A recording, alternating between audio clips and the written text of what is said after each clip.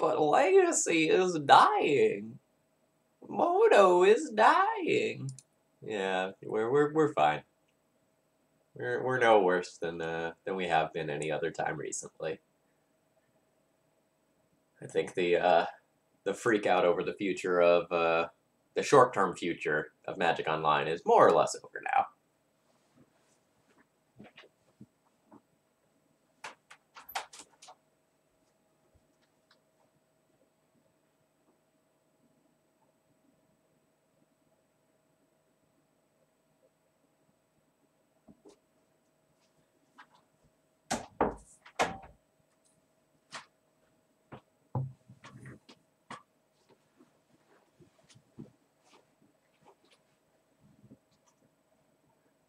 Oh yeah, Arena is a hit in a totally different way than Magic Online is, right? The two things are for very, very different purposes right now. Arena is drawing in an absolutely huge viewership.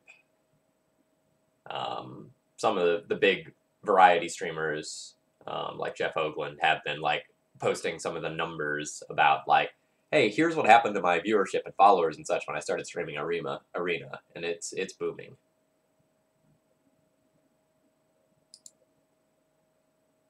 All right, I think I'm good to go. All right, morning, folks. My name's Phil Gallagher. I run Thraben University, a site for legacy, death, and taxes, and today we're playing a donation deck list. We're going to be playing with blue-black ninjas. So I want to thank Sammy Oddjob for this donation to make this stream happen. So, at its heart, this is a blue-black control deck that, rather than some other finishers, it just plays ninjas. You might go, but why? Alright, so here's the thing. All these ninjas have the ninjutsu ability, which you might not be familiar with. Alright, that's not a good one to click. Let's click this one. Nope, none of them have it. Okay, so essentially, if you have an unblocked attacker, you can play the ninjutsu cost, and then you swap the attacker with this card. And a lot of these have like combat damage abilities. So Ninja of the Deep Hour says whenever it deals combat damage to a player, you can draw a card. Yuriko says whenever a ninja you control deals combat damage to a player, reveal the top card of your library and put that card into your hand. Each opponent loses life equal to that card's converted mana cost. So these are cards that you can kind of cheat into play. There's a couple others in here. Well, alright, so this isn't... We'll get to that in a second. The other one in the main deck is Higurae the Still Wind. Whenever it deals combat damage, I get to search my library for a ninja card, reveal it, and put it in your hand. If you do, shuffle your library. It can also make ninjas unblockable. So, cheating these into play for less mana, that's great. But that's only half of the equation here. The other half is that you get to return your creature. And if you have entered the battlefield creatures, that's great. So if we look at Baleful Strix, Snapcaster Mage, Vendilion Click, Venser, these are creatures that do something on entering the battlefield, and you get to recycle them. So a lot of times, you're using the ninjutsu ability to swap one of these with the creature. The attack connecting lets you draw a card, and lets you go and recycle your creatures. So it's just, all in all, absolutely awesome value.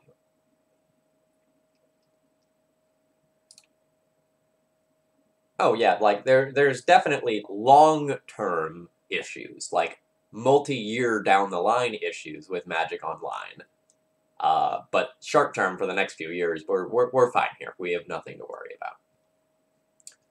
So other than the creatures that are the core of the main deck, we have sort of a traditional blue-black control shell. We have, you know, our 8 cantrips, a little bit of counter magic in Force of Will and Spell Pierce, some discard in Thoughtseize, and then a couple of pieces of removal in Fatal Push, and 2 Planeswalkers, Lily Last Hope, and Jace the Mind Sculptor.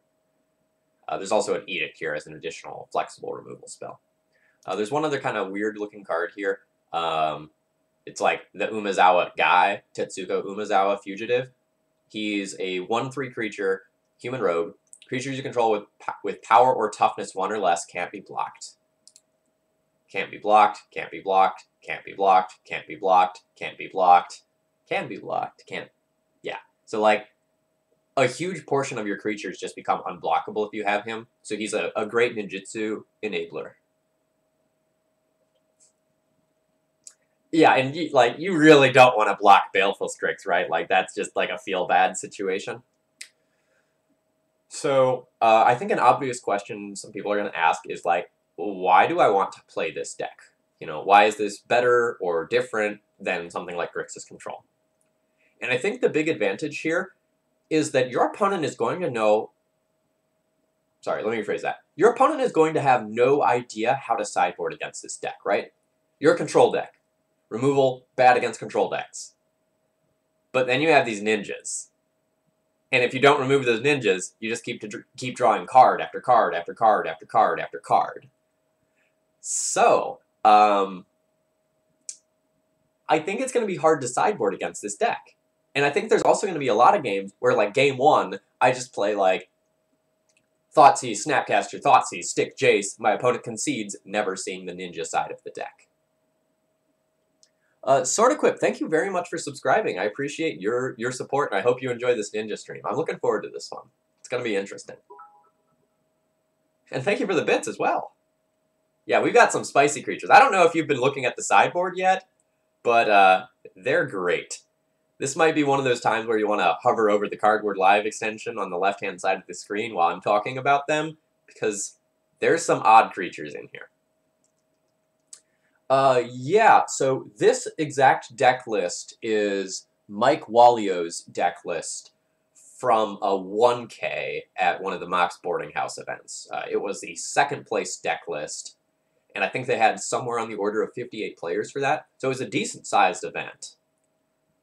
And I know Jordan Isaka, I think that's the right pronunciation, took down that event. He's another streamer.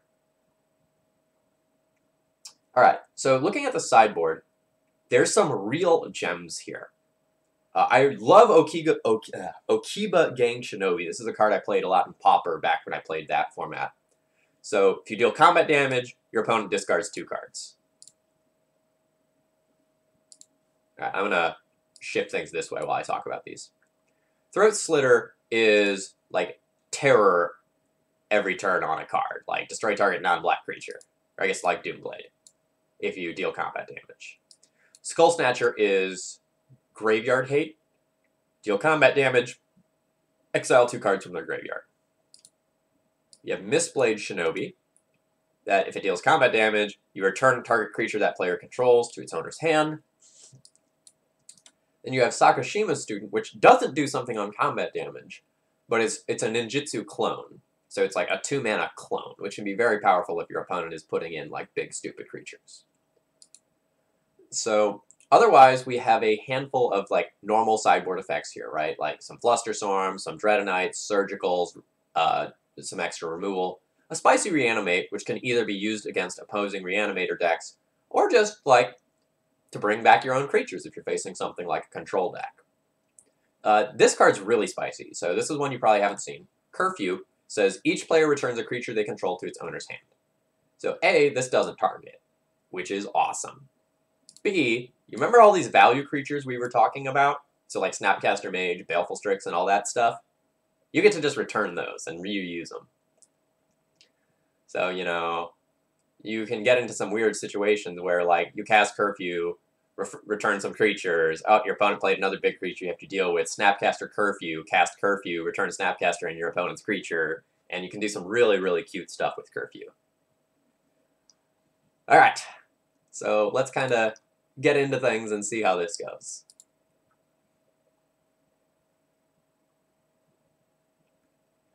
Oh, so by the way, off stream, I hit my last donation goal, so I'm going to be queuing up another guest stream. So I'll be shooting for having 2 guest streams in January, or maybe one at the tail end of December and one in January.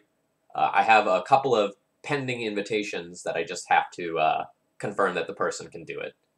I mean, both of the people have accepted, I just need to make sure I have a time that works.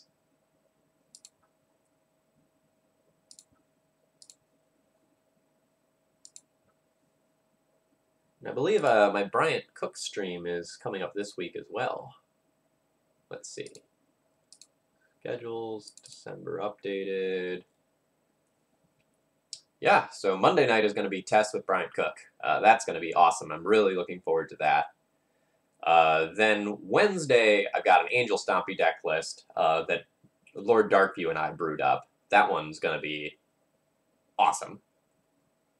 And then I'm going to go home for about a week. When I get back, whenever the first stream is, when I'm ready to stream, it'll be Bug Loam.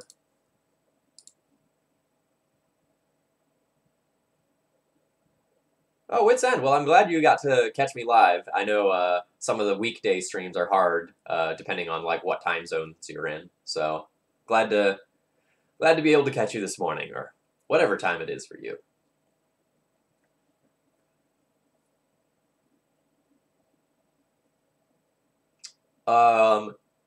I have talked with Julian about doing an Elves stream. It's just not a great time right now. He's been doing a lot of travel recently. That's something that will most certainly happen in the future at some point.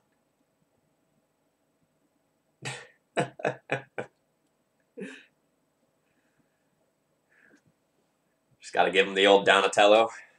Yeah, I could be down with that.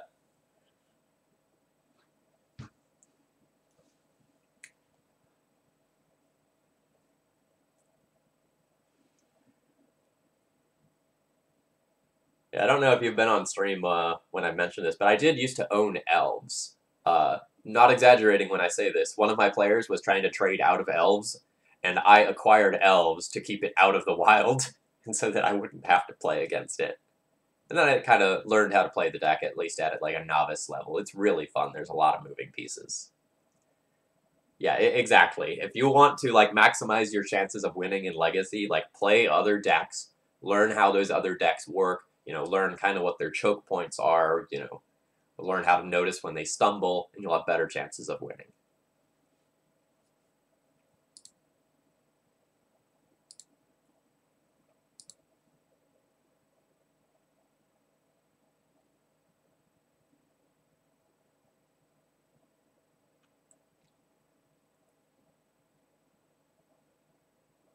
Everyone must be Cuban or something this morning. I hear that Ultimate Masters draft format is actually pretty fun. I haven't done any of those myself, I just haven't had time.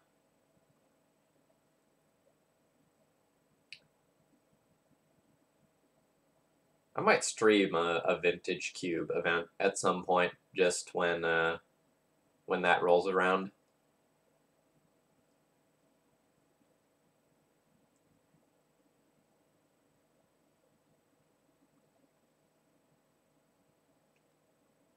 Yeah, there was that rumor floating around that Ultimate Masters was actually supposed to be Graveyard Masters, right? And then they kind of like scrapped that idea and just changed it to Ultimate Masters, rebranded it, but didn't change a lot of the cards in the set.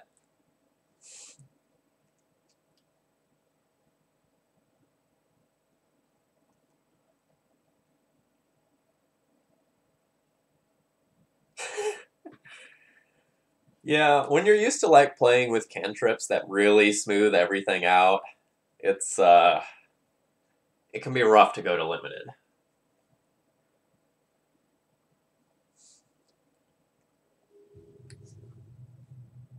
Oh yeah, I've played like Hate Bear decks very frequently in Vintage Cubes.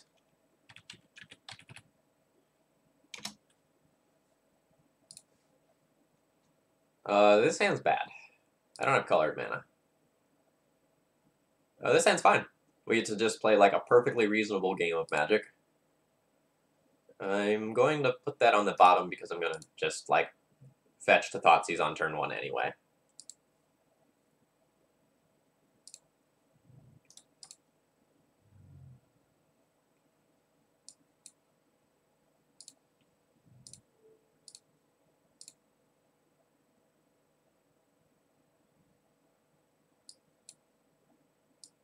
Alright, so it looks like I'm going to be playing against Grixis Control.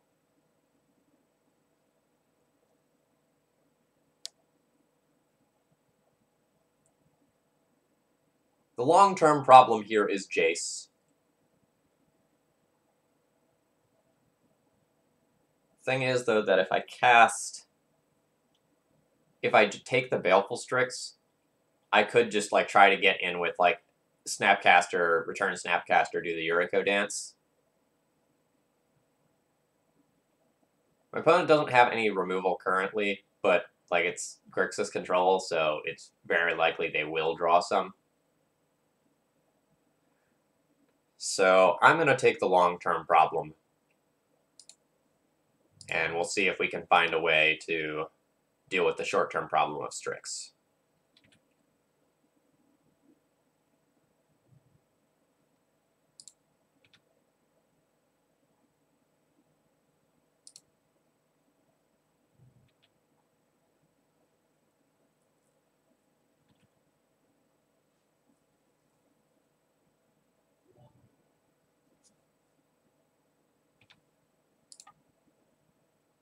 Fulkerson, thank you very much for following.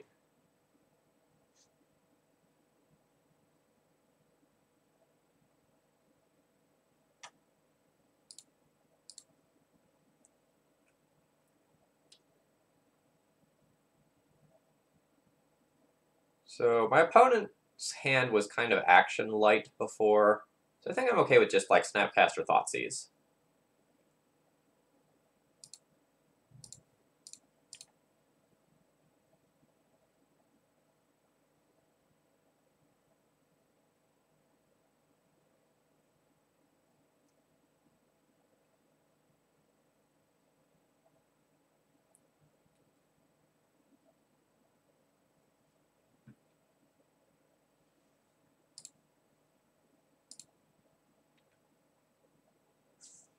Yep, we got these Donatellos. How can we lose?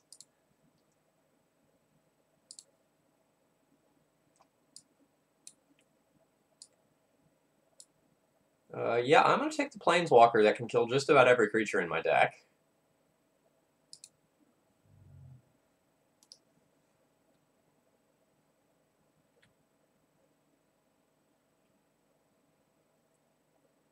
If I had mana up where I could just like Spell Pierce that, it'd be a different story.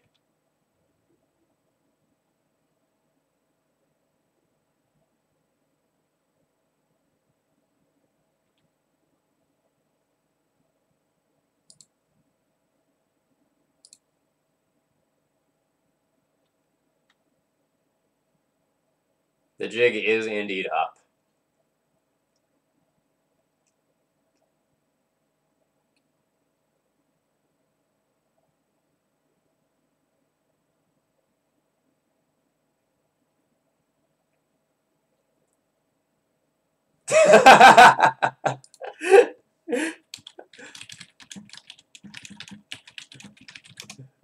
My opponent just says, not what I was expecting.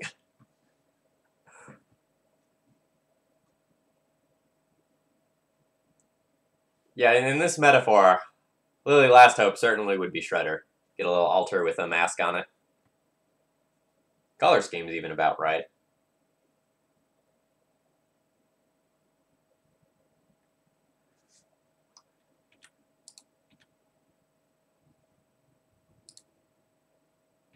We'll send the Snapcaster Mage on in there. It basically has to trade for one of these bodies, and I'm fine with that.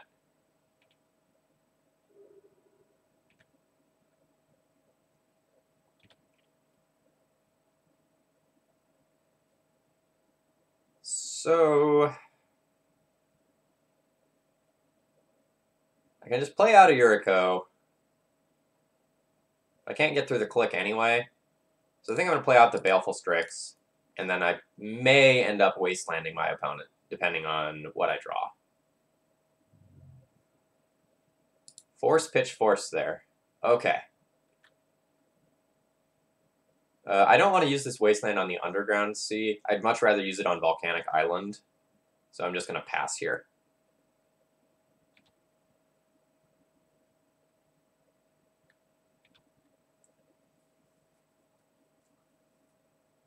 So it's just like devastating if my opponent has like a Culligan's Command or a Jace or something like that this turn. But like I've already taken a Jace, so I don't think I'm going to like play around another copy here.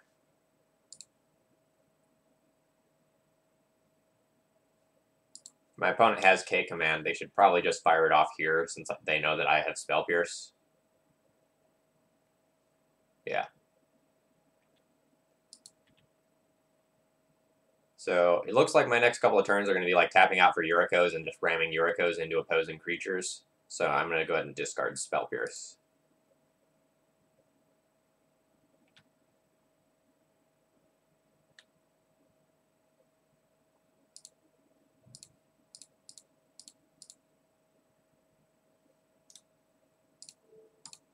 Alright, so now I get to take my opponent off of red, which is one of the things I wanted to do.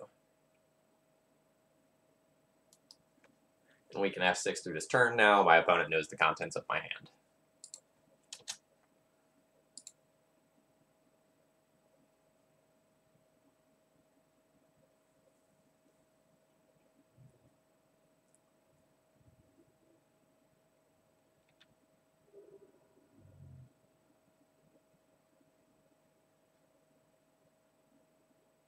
So unfortunately, I really do need to just like attack in and trade this for the Strix.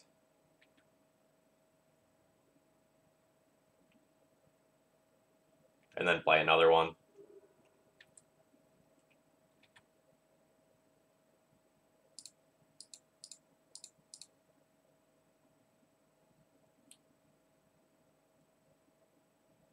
I guess I should play out my land due to him to Turok.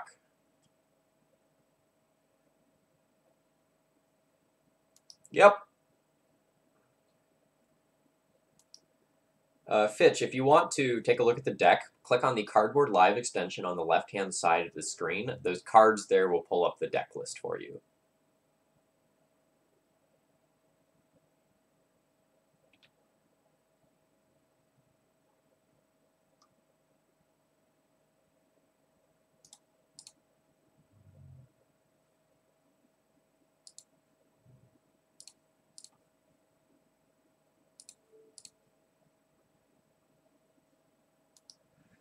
I want to do that in their upkeep just to like lessen the possibility of them going and just like playing a Force of Will or something like that hard cast that they drew for turn.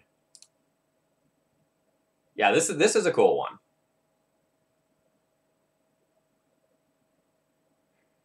So Ninja of the Deep Hours is a fine draw.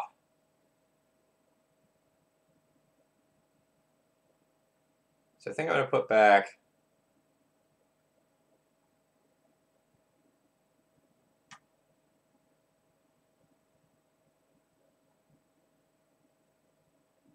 Ninja of the Deep Hours and Underground Sea, and then I'll brainstorm, try to smooth things out a little bit. Yeah, this is perfect. So now I can hold the Spell Pierce. That's something interactive in case my opponent goes for like a Snapcaster Culligan's Command or something. And then I can play Ninja of the Deep Hours next turn.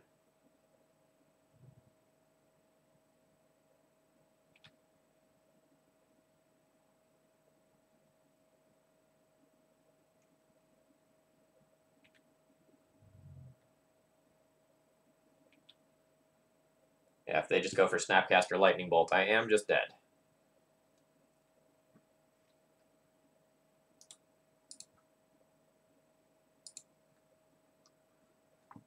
Alright, we kind of got off on the wrong foot there, but we might be fine in this matchup. So let's figure out what I want in.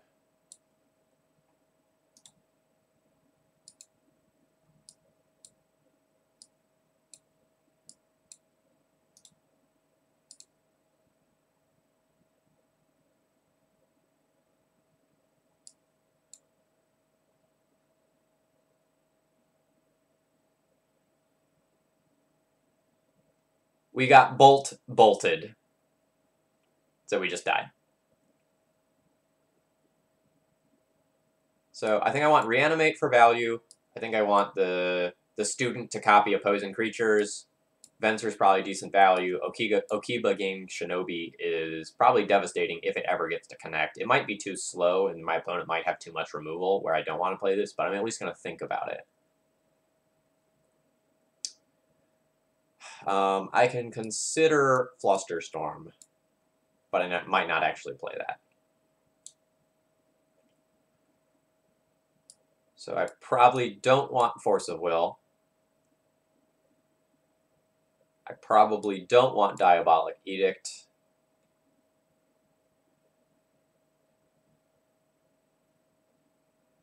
Most of the rest of the stuff here is probably fine. I probably do want to keep, like, some number of fatal pushes just to get opposing creatures out of the way. It's not, like, really what I want to be doing, but it's probably something that I have to respect.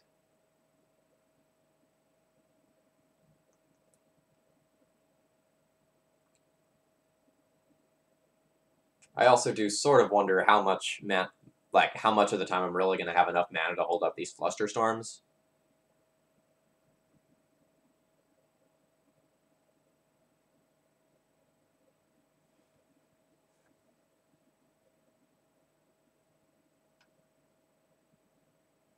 Oh yeah, my stuff is certainly going to hit the graveyard. So is my opponent's stuff. So the Reanimate's probably going to be fairly strong. The Okiba Gang Shinobi might be too ambitious here, just with like all the Baleful Strix and Snapcasters that can jump block. So maybe I'll pull that.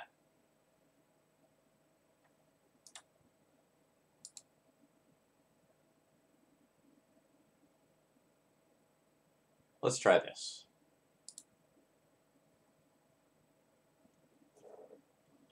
I did not try drawing better than my opponent that game. It was not something I did.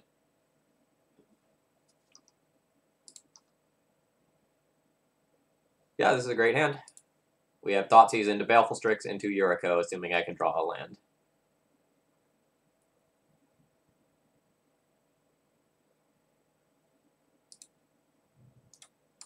Note, I am still just going to fetch basics for my first two lands, in case my opponent is playing some sort of Blood Moon effect. Well, my opponent's hand is stacked. Stacked, stacked, stacked.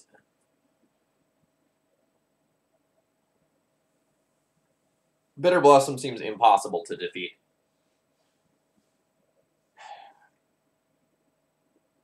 I think there's only two viable picks here. Pick one is Bitter Blossom, just because I don't know how I beat it.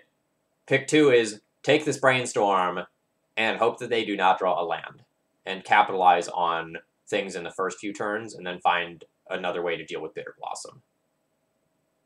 I'm taking the Brainstorm.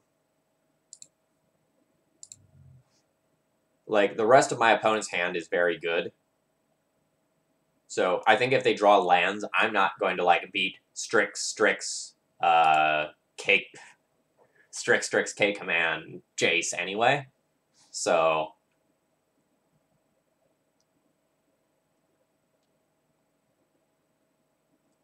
and they didn't shuffle, so they probably found the land. Till.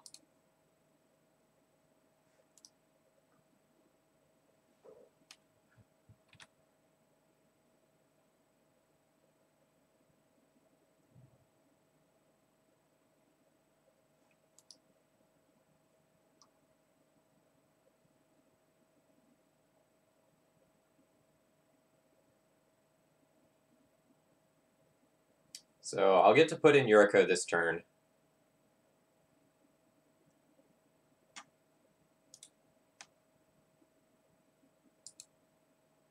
This is actually kind of neat. So I can Brainstorm, put Sakashima's Student on top of my library, and then make my opponent lose 4 and draw this card. It's kind of an unusual use of a Brainstorm, but I like it.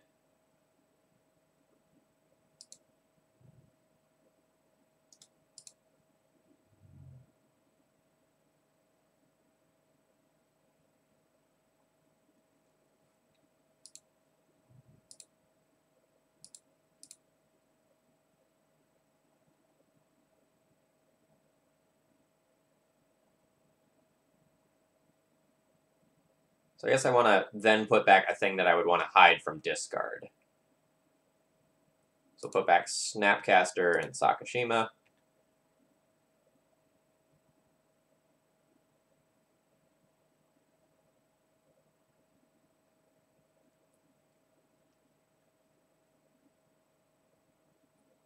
Oh, even if we don't win, we're doing sweet things.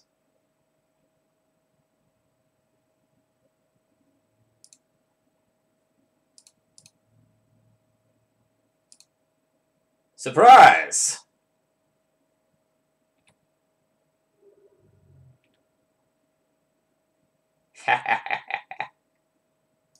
This card's sweet.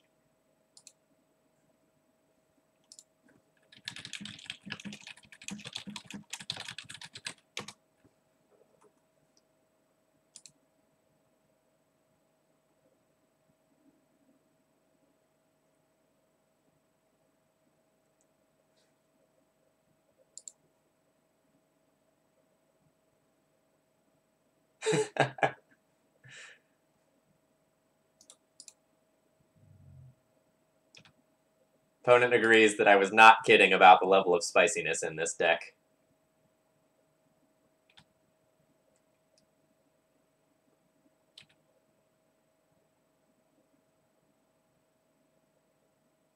Boo!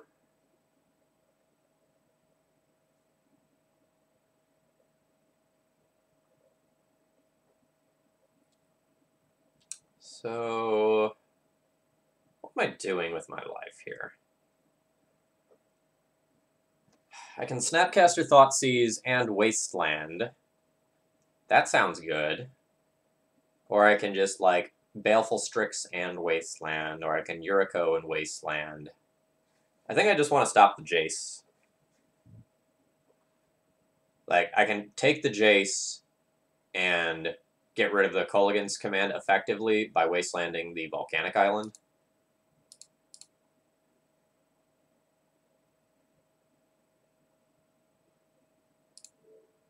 I already took the Jace. Well, I'm taking something else. This is still my play anyway, regardless.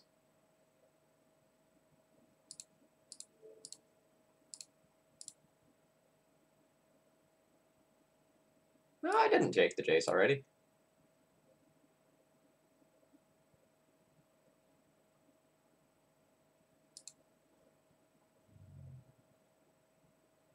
Sort of annoying that they have another volcanic island, so I'm not actually taking them off of red.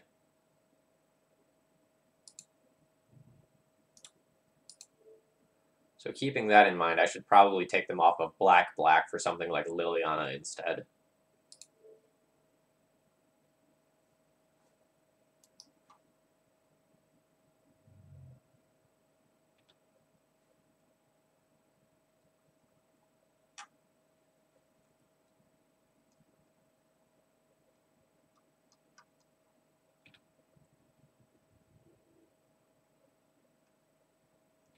Maybe my deck should have Bitter Blossom in it. Real talk.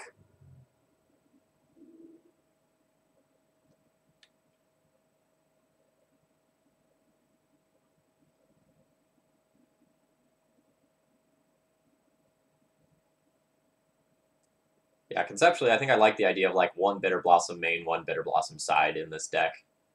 It just, like, provides a huge stream of threats that can enable the ninjutsu.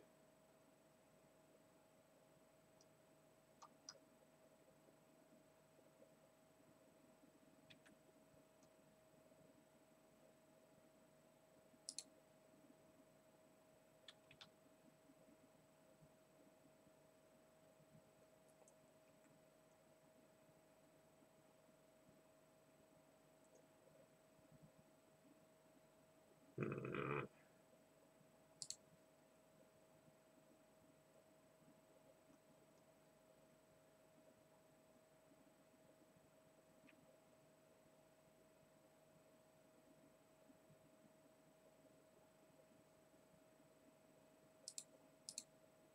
I'm gonna play Strix and hope to draw into something that I can cast. If I don't draw into something that I cast, I'll kind of regret not just, like, tapping out for 4 mana to play this.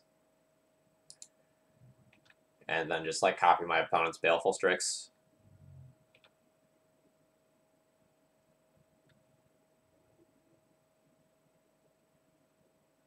Alright.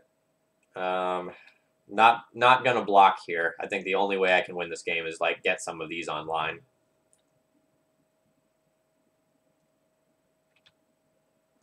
So, like, Umezawa would be a good draw because it would just, like, make my creatures unblockable, and then I can try to do some shenanigans with the stuff that's in my hand. But even something like a Fatal Push would be fine if my opponent doesn't deploy another creature.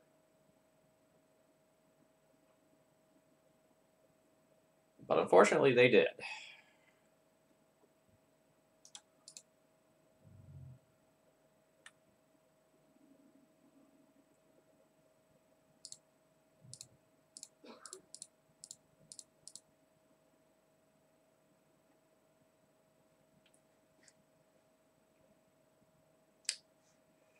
Okay.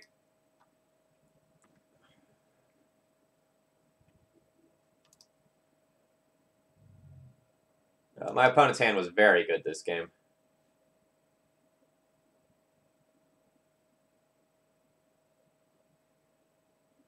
Like, we really just got mised by their first draw of the game being Ponder after I took their Brainstorm and them being on the one-lander. Like, maybe it's just correct to take the Bitter Blossom, but I don't, like, again, I still think it would have been very difficult to just beat their, like, Strix, K-Command shenanigans. Again, I don't really know how I win this unless I start drawing some more cards, and just, like, trading with one of these doesn't do a ton.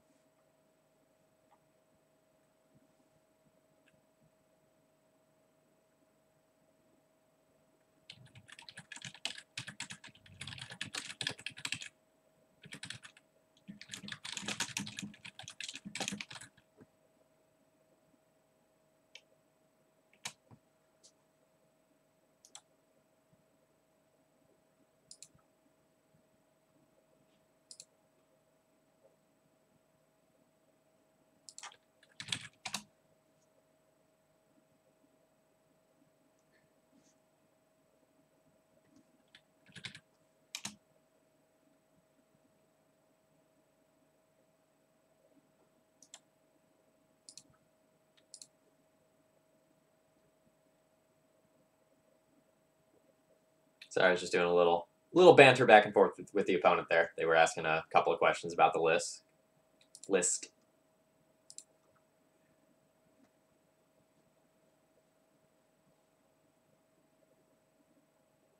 Yeah, so, like, sure, beating Bitter Blossom is hard, but, like, even if I just get, like, a 2/2 into play, where, like, the Bitter Blossom tokens aren't just, like, trading with it every turn, then I think, you know, I can fight that battle.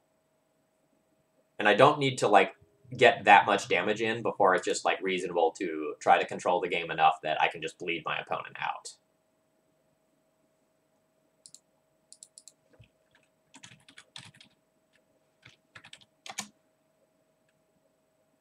My opponent was last seen on Sneak and Show. This is an awkward hand. But playing basics is not free. I'm going to go ahead and mulligan this one. I'm going to mulligan this one. This is the best hand so far. And I will keep another land. Oh yeah, so if you want to check out the deck list that I'm playing, click on the Cardboard Live extension that's on the left-hand side of the screen there, and you can pull up everything. It's pretty spicy.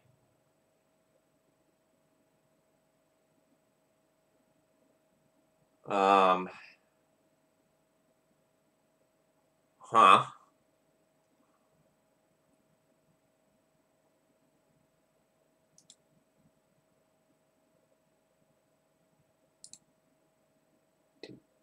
Do I force this?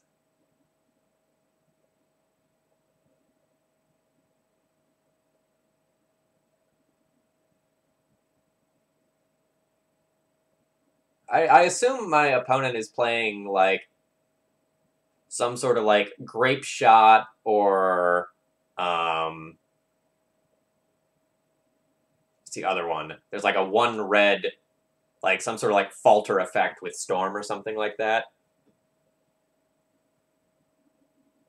I assume they're just gonna, like, try to exile a bunch of Storm copies and just whack me to death. Oh yeah, Flusterstorm seems decent.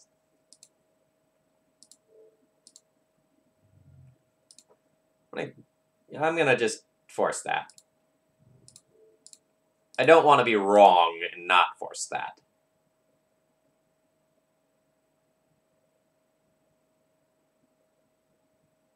Yeah, I would imagine 4 main deck Fluster makes a lot of sense. Well, I'm going to take the threat. And I'm going to get Wastelanded into Oblivion here.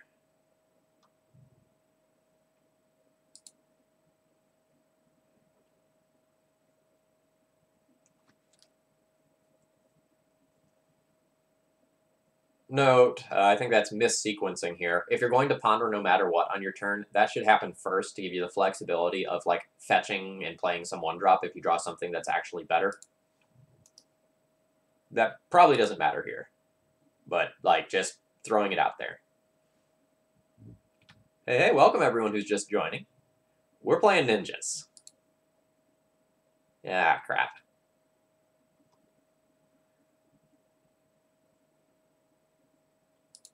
At least I know they don't have a lot of gas right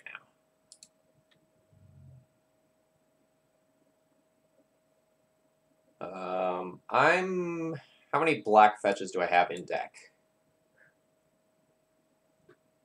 I have 4 deltas left in deck, so I have 4 sources of basic swamp plus naturally drawing the 2 swamps. That probably means that I should just get an underground. I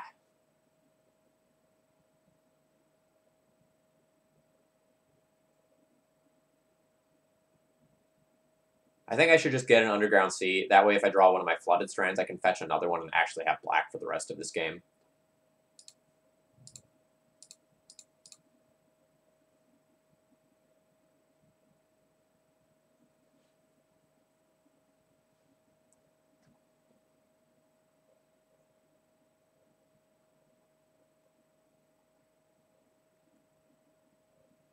I don't think you play around days on a mold of 5.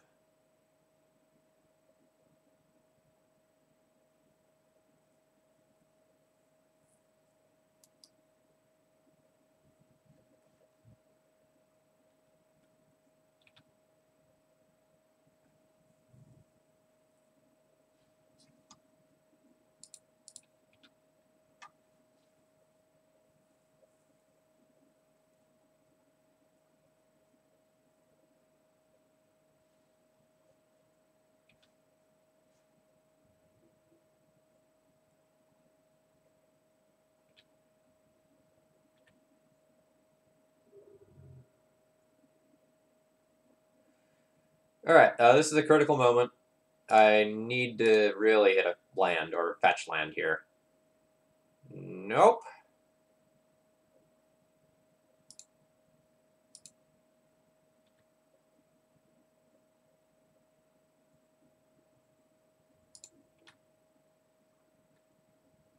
Nope, my Force of Will is not going to be very good from here on out due to Niv Magus Elemental. If I try to, like, force an instant or sorcery, my opponent will just exile it to Niv Magus Elemental. And they probably are just going to exile everything themselves anyway.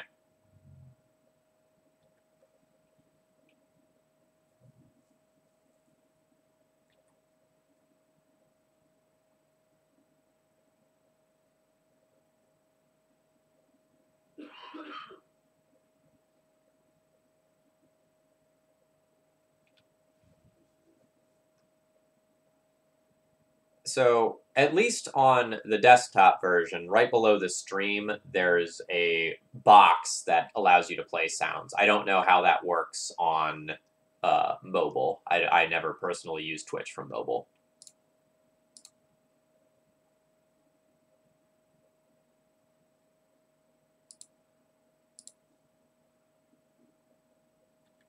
Is this just going to be a stream where, like, I just whiff on everything?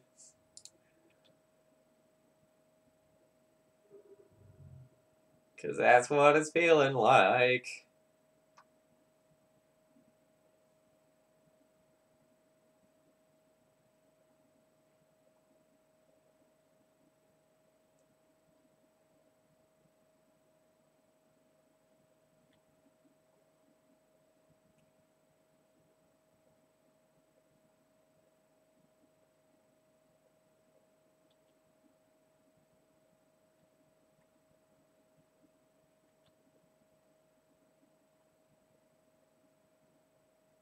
So I have no real outs to win at this point, I don't think.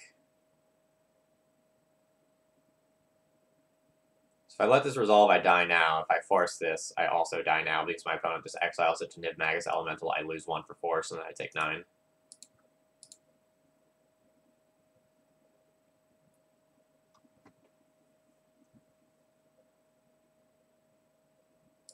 You're thinking of Engineered Plague, Fitch.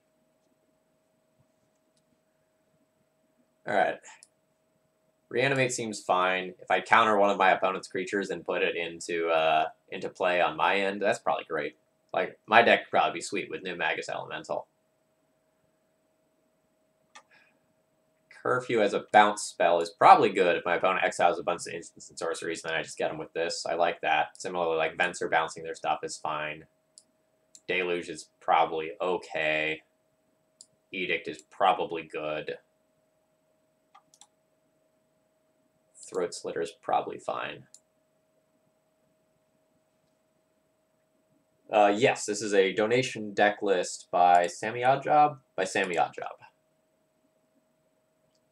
Alright, so Higure seems slow.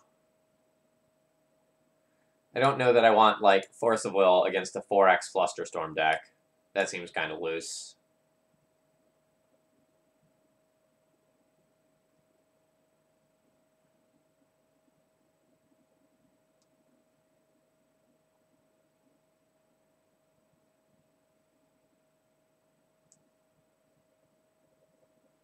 And then most of the rest of these cards seem okay.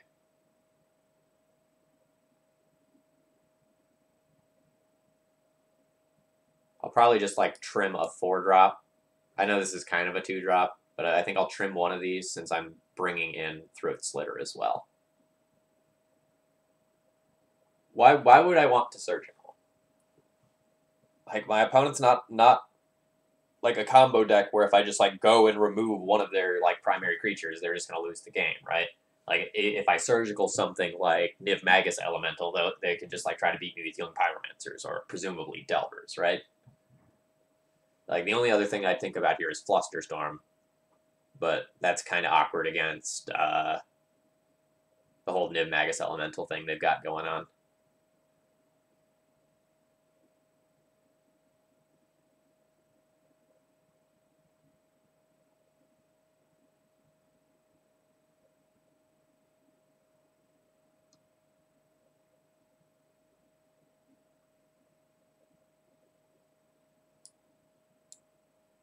I guess at the very least, Flusterstorm's probably better than Spell Pierce.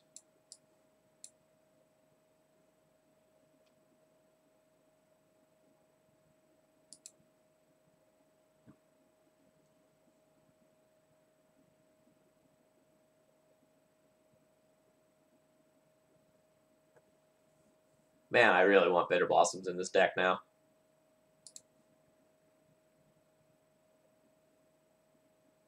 This is fine.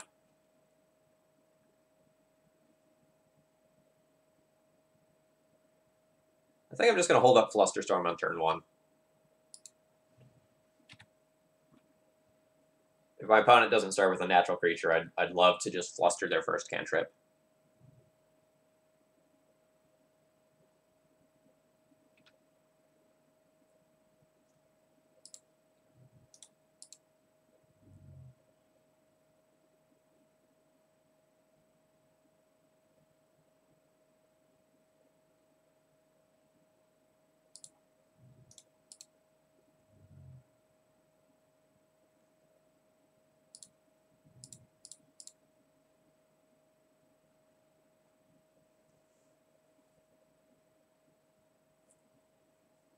So,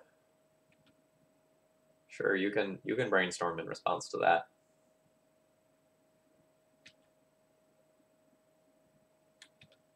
That may mean that they have, like, days that they were looking for there.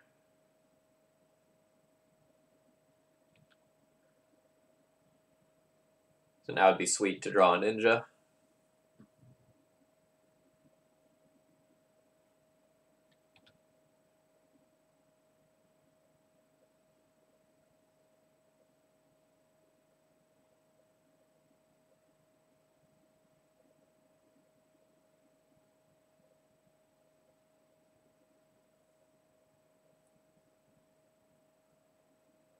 So I'm going to start this turn off with, I think, a brainstorm.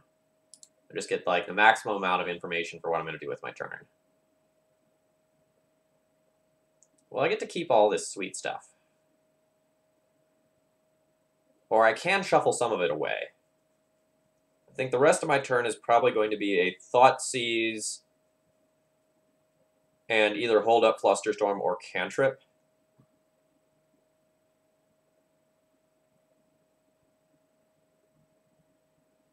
So I think I'm going to put back a Brainstorm, so I might want one in a couple of turns, and then a Mutavault that I can just play next turn.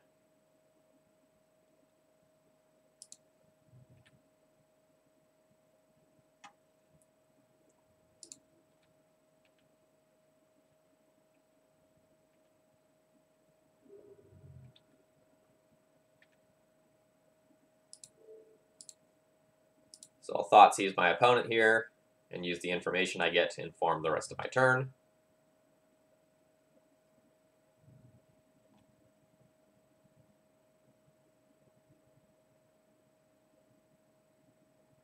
No.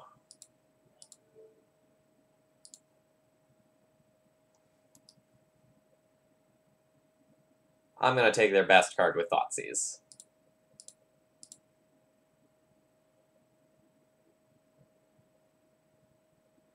Idrew, thank you very much for throwing your Twitch Prime money this way this month. I really do appreciate your support.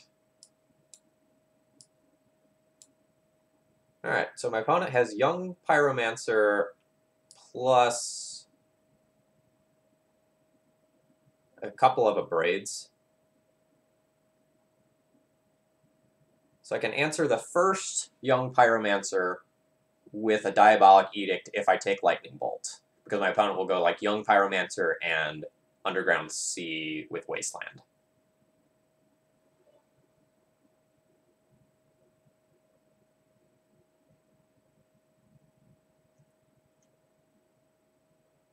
I guess they don't have double red, so I can actually just take the first Young Pyromancer and then answer the second with Edict. It's super punishing if they top deck a red source.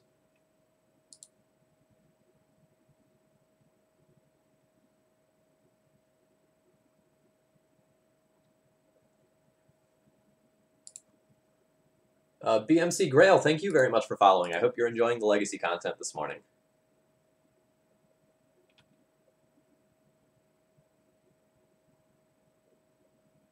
Alright, they seem to have drawn a piece of counter magic, which means that Diabolic Edict is not going to do what I want it to do. So I'm probably not even going to try to cast it. Although I will hold up mana, so that when my opponent casts their this like cantrip or whatever they have, that I can Edict in response. So I'm going to try to bait that out by pondering.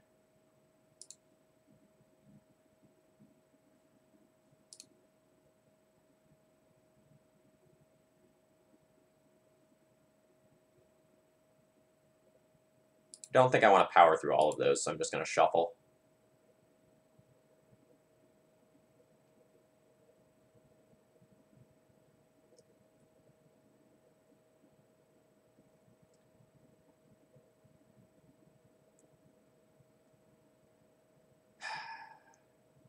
So if I play Mutavault, I could Brainstorm and they might try to counter that. But I'm probably just better casting my Baleful Strix and, like, not walking into something that could be obvious.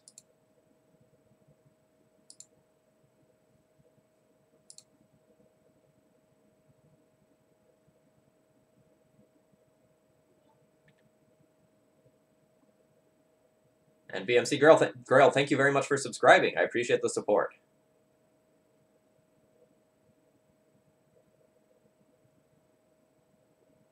I'm going to play out Mutavault here to bait the Wasteland on it, I think.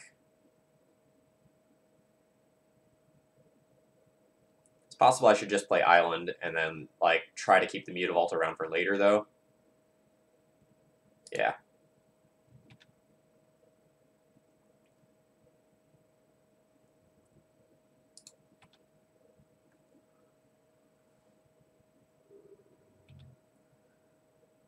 So BMC Grill, I don't know if you've caught much of my content before, but normally I will be streaming on Monday and Wednesday nights, as well as Saturday mornings in Eastern Time. So it's usually about 7 p.m. Eastern Time Monday and Wednesday, and somewhere between about 9 and 10 a.m. Eastern Time on Saturdays. I will be having a stream with Bryant Cook on Monday night. We'll be playing some Tess, and then I think it's Angel Stompy later on in the week on Wednesday.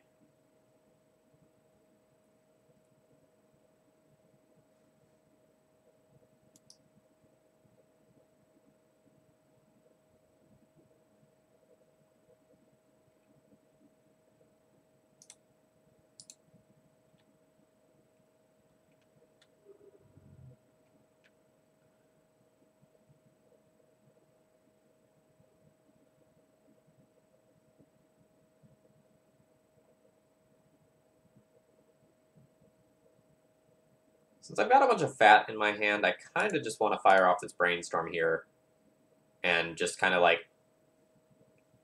better conceptualize what I'm doing with my turn. Oh man, reanimate on a young pyromancer sounds fun. Okay, so what is my turn? I can reanimate a young pyromancer, then I can like Snapcaster Ponder and potentially shuffle away one of these cards. Force my opponent to use another Abrade or Bolt on my Strix.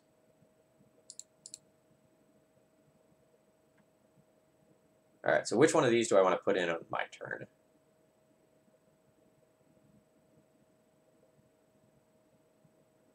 I guess I want a Yuriko, because like it's draw a card with damage attached. So I could reanimate Young Pyromancer, put in Yuriko, have 2 mana.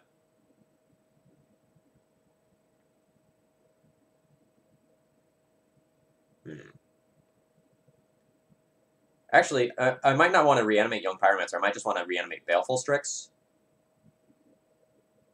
Because if I reanimate Young Pyromancer, it kind of prices me into like wanting to cast a spell with it before they abrade it, and I don't think I'm at that point.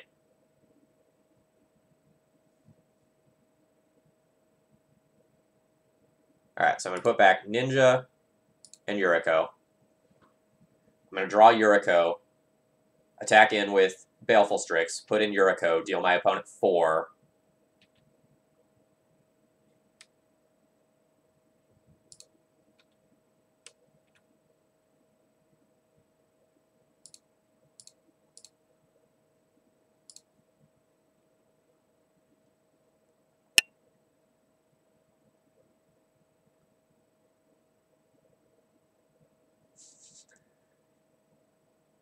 Opponent's going to be sitting there reading this like, what the hell?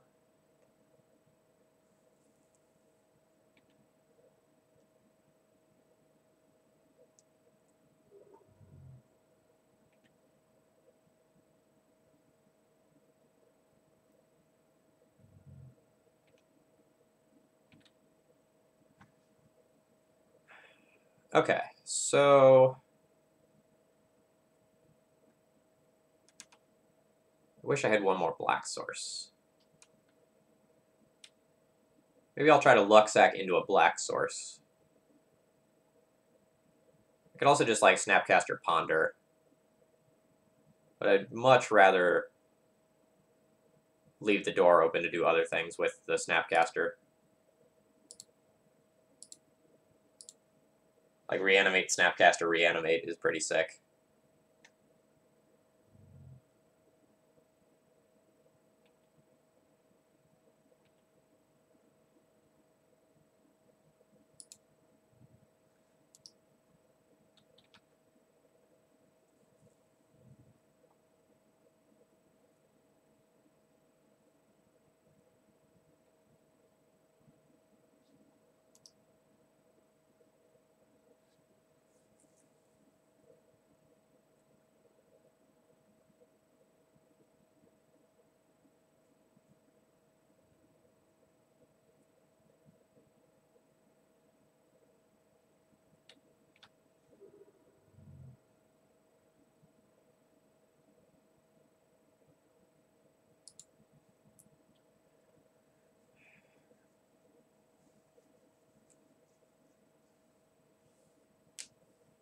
Man, if we had only drawn like Fatal Push instead of Diabolic Edict this game.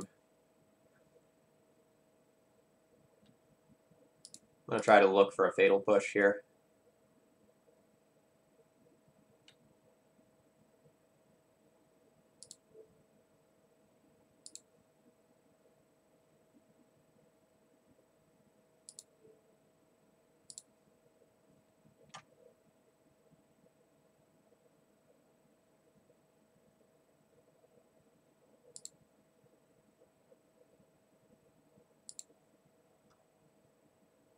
Actually, maybe this is the point.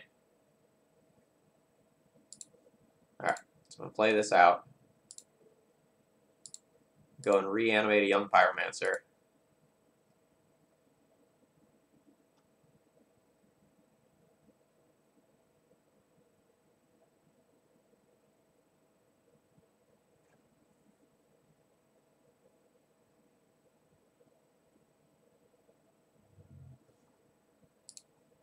Now I'll ponder.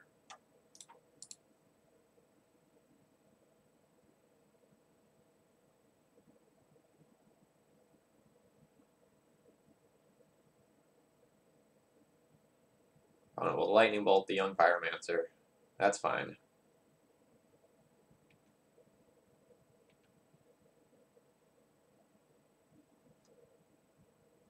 Don't think Strix is good enough.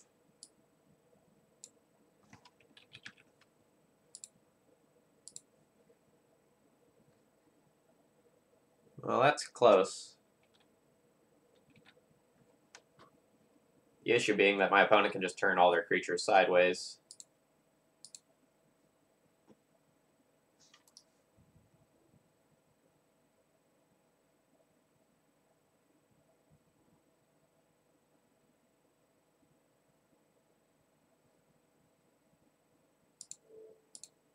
Probably need to trade with one of those.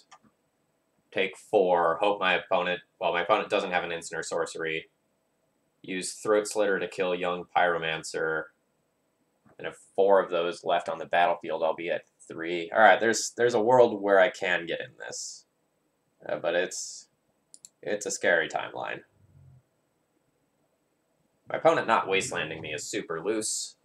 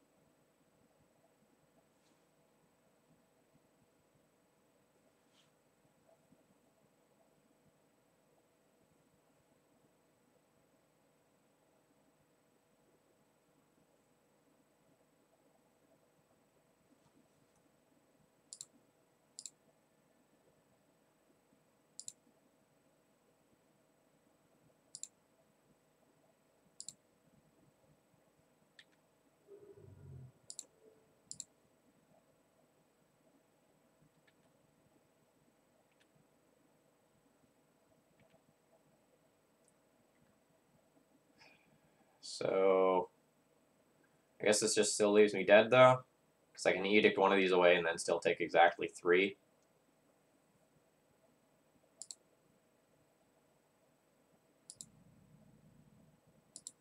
Ponder and look for something. Yeah, push just puts me into the same situation.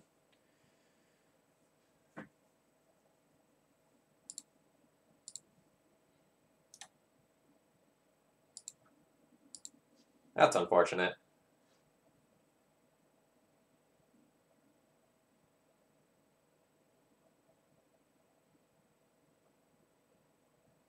So my opponent didn't have the Spell Pierce or whatever that they represented the turn where they held up Island instead of Wastelanded me. So I guess I could have just gone for it there, but I just probably lose the game on the spot if I trade my Edict for a Elemental token. So I don't regret not taking that line.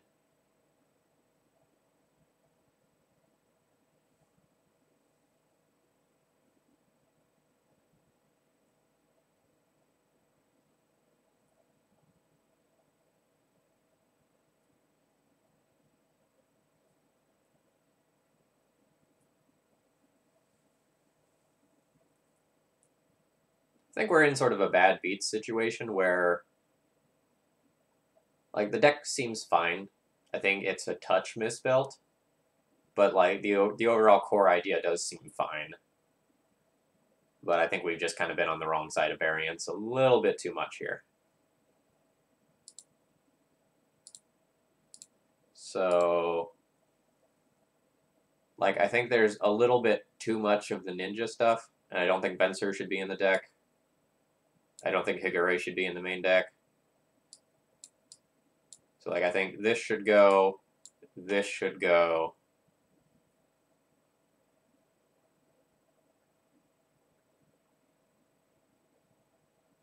I don't even know if this is that good. I guess it's fine.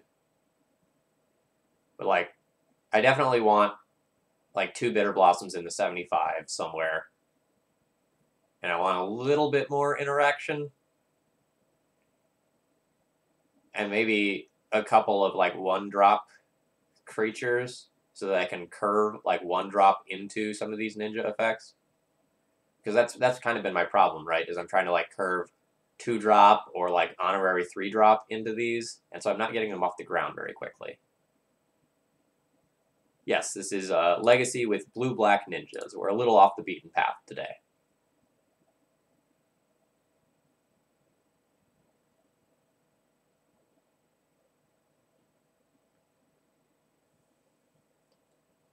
I think that's, like, Goryo's Vengeance is, like, way too deep. Like, the one of Reanimated in the sideboard is kind of cute.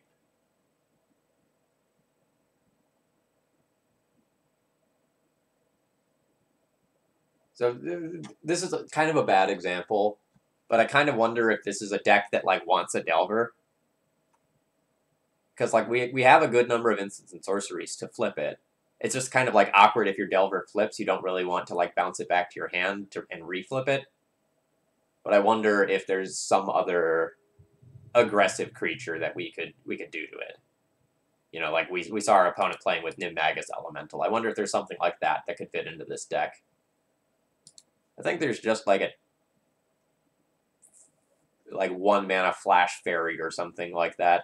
I wonder if, like, I'm supposed to play around with something like that.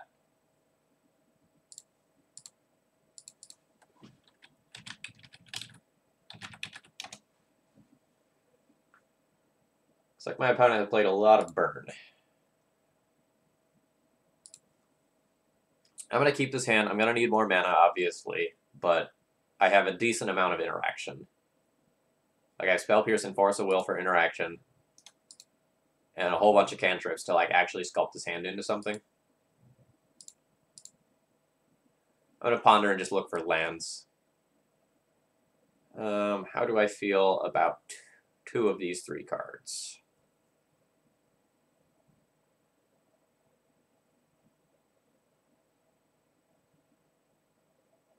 I'd much rather find, like, a Snapcaster Mage than a Yuriko at this point. The island's appealing, but if I take the island, I'm just going to have to, like, brainstorm or ponder through this, and I really don't want this. I'm just going to shuffle this. Junshi, thank you very much for following. I hope you're enjoying the content, even though I'm getting pummeled.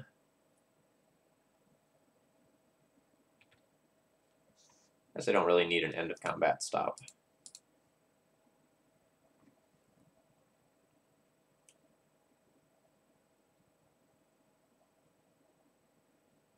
The Goblin Guide represents some damage here, but it also represents the ability for me to get more land.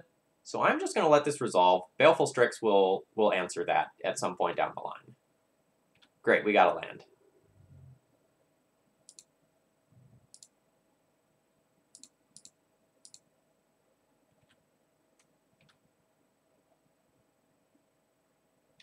No, I usually only do 1 league each time that I stream. So this is a donation deck list.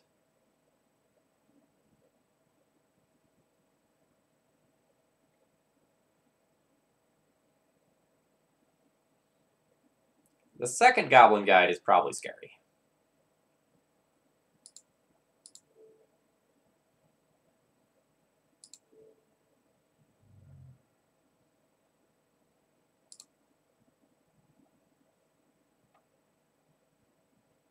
Because I assume my opponent is just going to like Lightning Bolt the Baleful Strix to get one of these out of the way.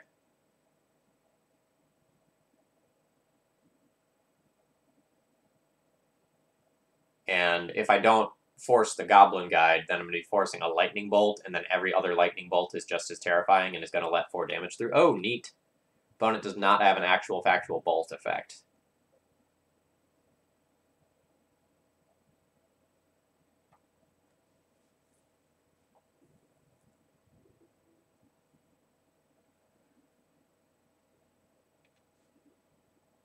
Don't really love that attack from my opponent.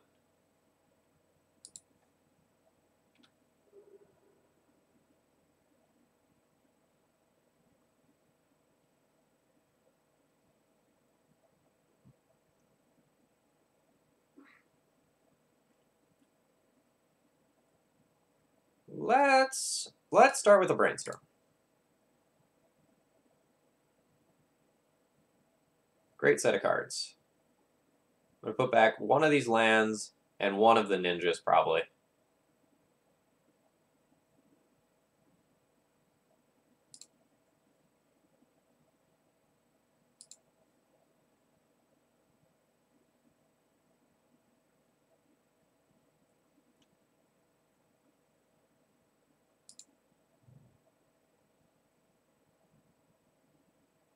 And then I'm going to leave up both Spell Pierce and Fatal Push, I think. I guess I don't need to leave up Fatal Push, because any creature that they can play other than Goblin Guy... yeah, I'll just pass the turn.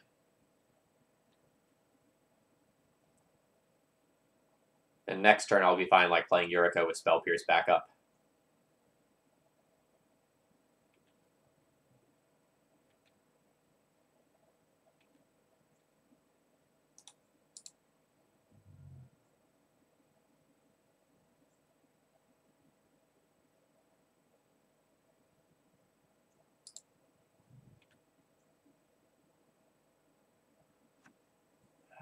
I really didn't want to play more non-basics due to Price of Progress, but this is a clock.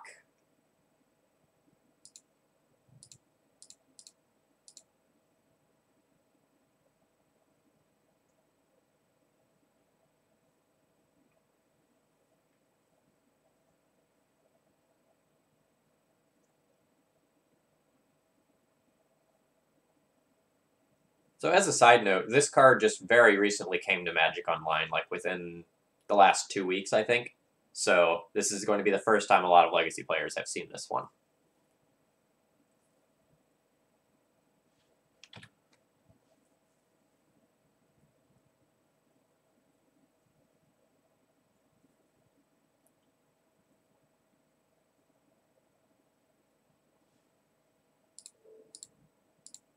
This Spell Pierce reads, gain 4 life. That's perfect. It does mean Yuriko is no longer protected, but I'll still have a Mutavault as a clock, assuming that that dies.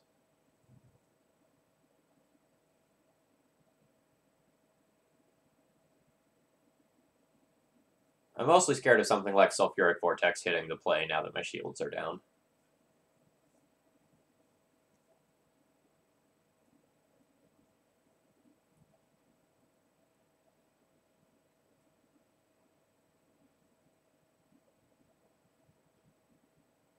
Yuriko also makes your cantrips really weird.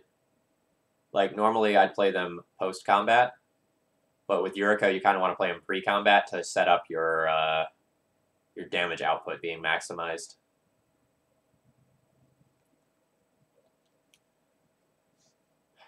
I'm okay with starting this turn on a Ponder and just sculpting things out a little bit. Those are great cards.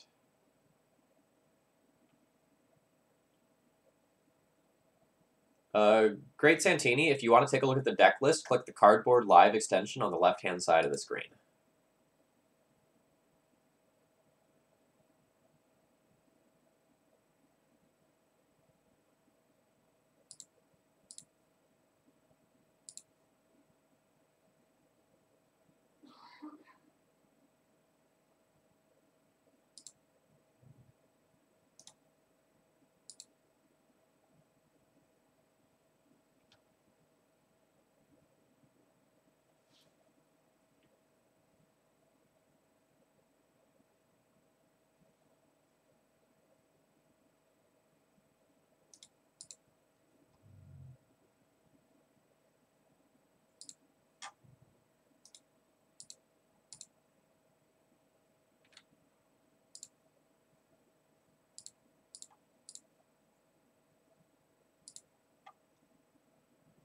See if we can nab something like a Sulfuric Vortex here.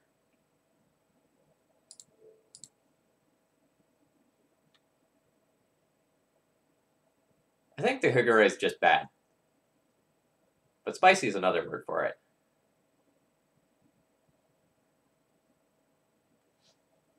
Yeah, there's a lot of random flyers in this deck, so I can definitely see like a Jitte being fine in the sideboard of this deck. Good lord, double Fire Blast. Well, I just have to take one of those. Otherwise, I'm just dead on board.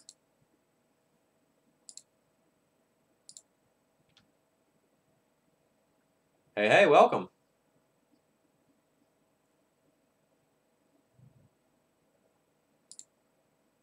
Alright, so my opponent has Fire Blast X. Force of Will is awesome for that Fire Blast.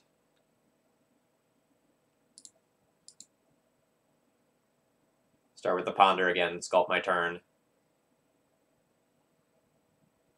This might prompt my opponent to Fire Blast, in which case I force pitch Umezawa.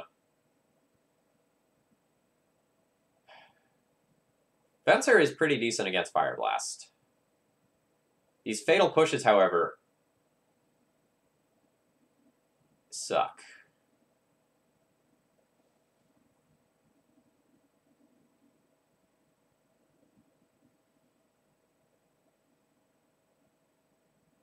I think I need to be more proactive and try to like close the game in 4 turns with these 2 cards. So I think I'm just going to shuffle this.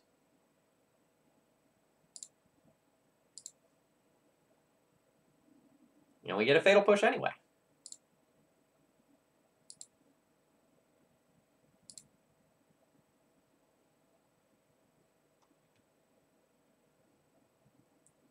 Of note, I did mistap my mana there. I should have tapped Island instead of Swamp because I do have double Fatal Push in hand.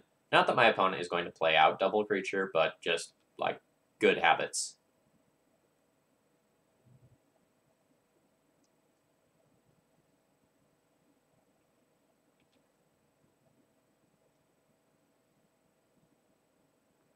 This card is a little slow here.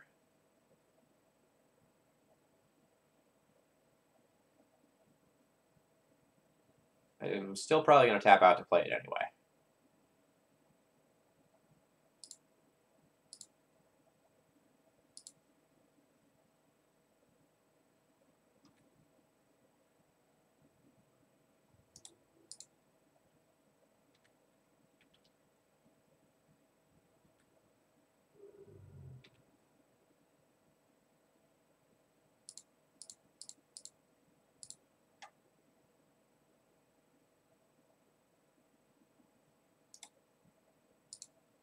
So we're going to minus this and return Yuriko.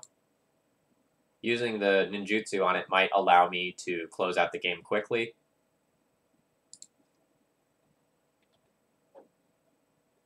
Like, if I can, like, get a brainstorm, I can, like, put a Force of Will on top and, like, dome my opponent for an extra 5 or something like that.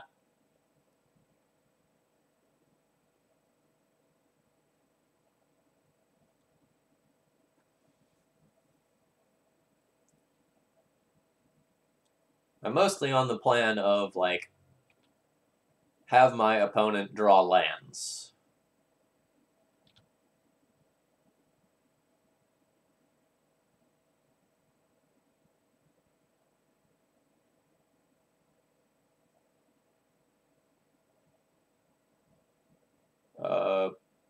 Bomat Courier is fine.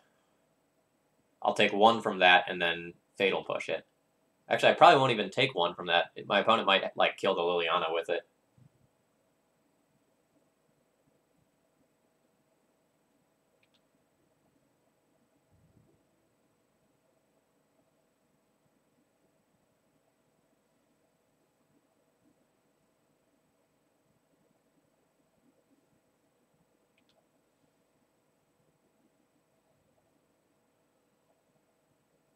Nope, just going at me.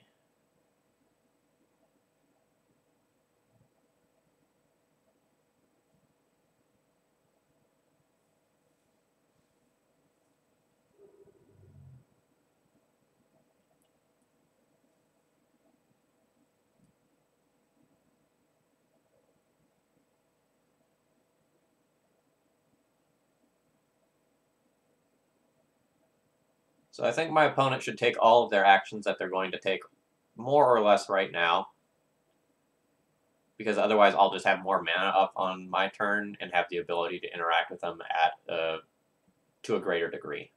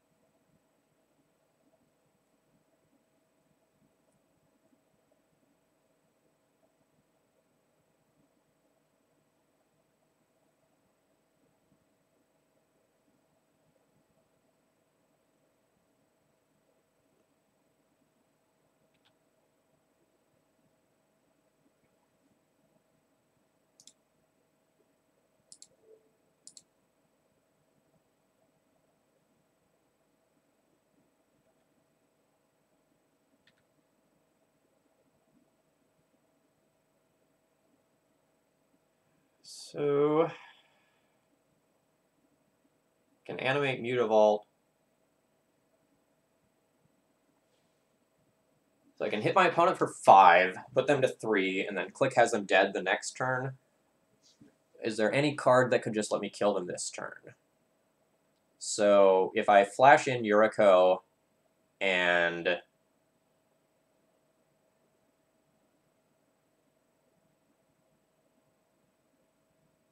I hit Force of Will or a Ninja of the Deep Hours, I just have to kill this turn. So I should probably go for that.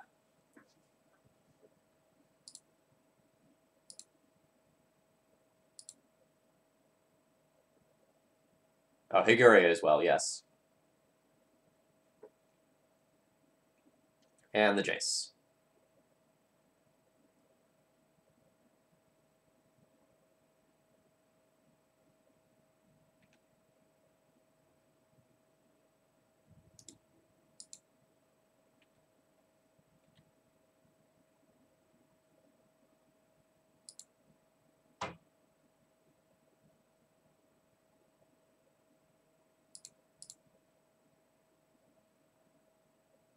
Well, what the hell?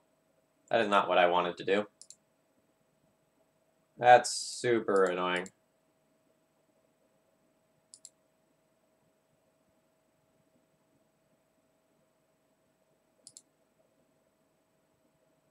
Now I'm not going to be having the Fatal Push held up that I was going to have mana for otherwise.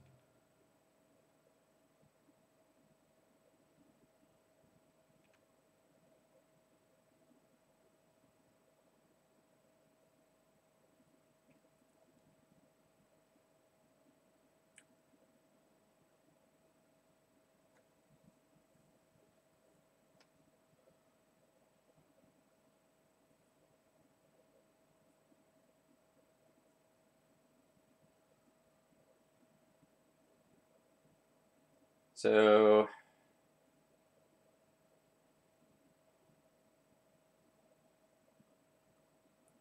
this is an awkward spot. If my opponent bolts a creature of mine, and I don't play out the Mutavault, I won't have lethal next turn, like 100% guaranteed. But if I play out Mutavault, then a bolt plus a Price of Progress will kill me.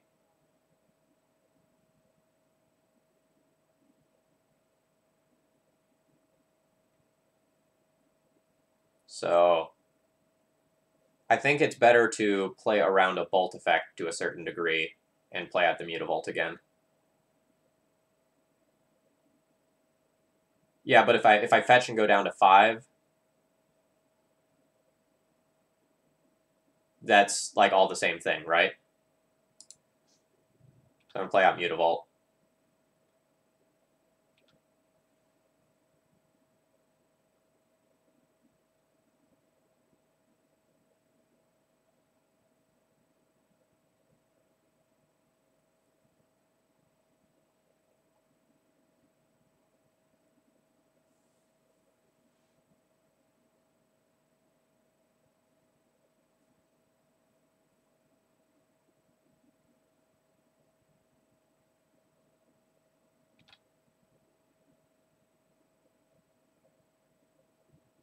Alright, so opponent has just bolted a creature, and now I have Force of Will, so things should be locked up here.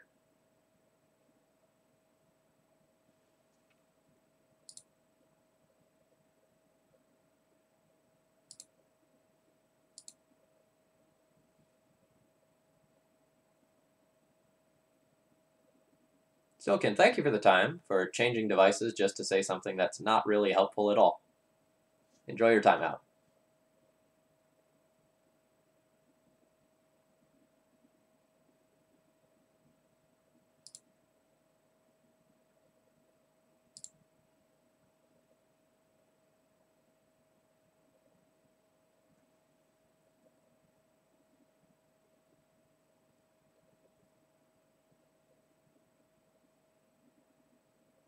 Let's see. So my opponent's only got one card. I think I'm just going to animate both of these, swing in, and then bolt.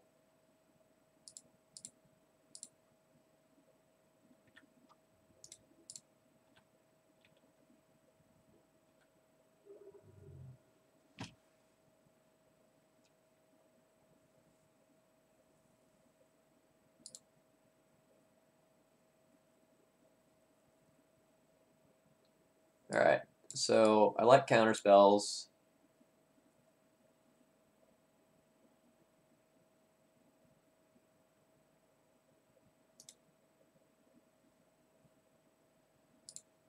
Might end up playing that. Okiba Ging Shinobi seems okay if it actually connects.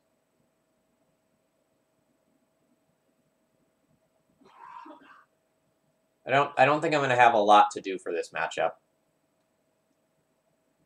Like I don't have a ton of extra removal in the sideboard, and a lot of the removal that I do have is bounce.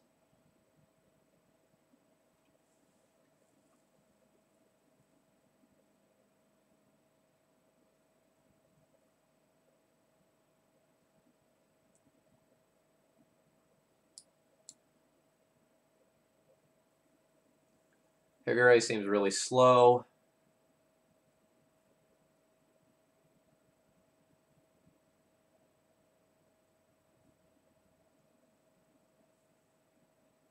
Fencer, I guess, could bounce like a Sulfuric Vortex or Pyrostatic Pillar if my opponent's playing those. But, again, I think that's on the slow side.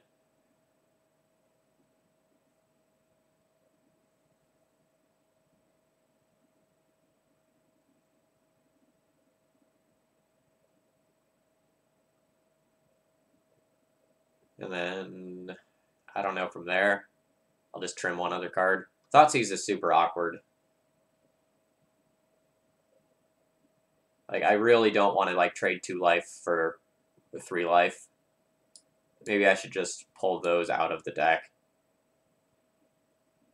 If I'm sort of, like, careful in fetching basics, and, like, I actively go on the fetch basics plan, then there aren't too many cards that are worth 4 or more points of life. But if I cut that, then what am I doing with the rest of these?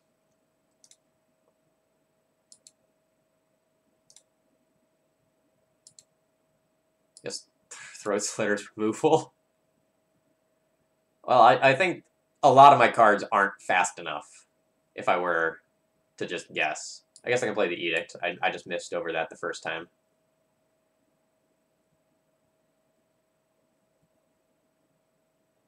I definitely feel a little clunky for a matchup like this one.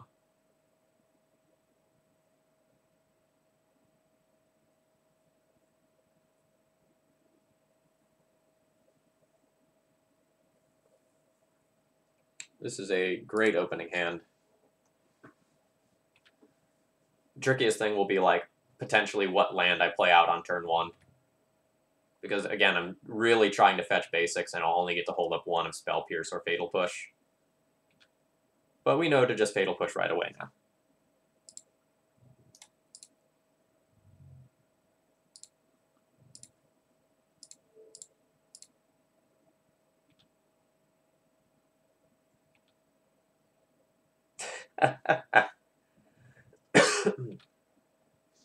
Alright, relatively happy to see my opponent not having more creatures. Unfortunately, that may mean that they have other nasty permanents.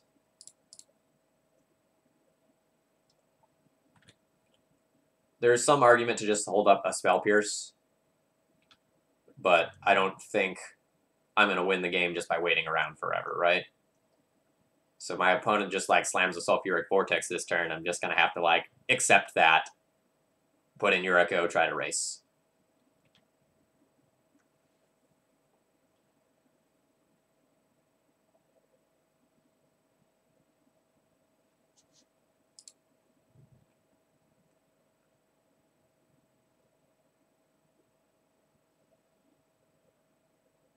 Well, that one can't be countered, so not Spell Piercing that.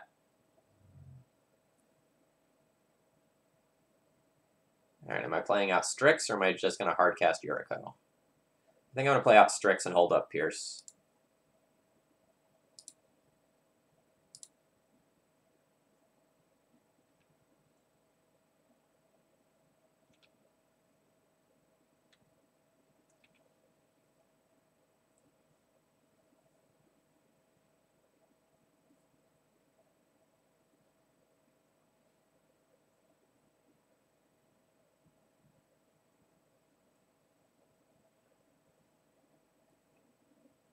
Chain Lightning targeting me. You got it.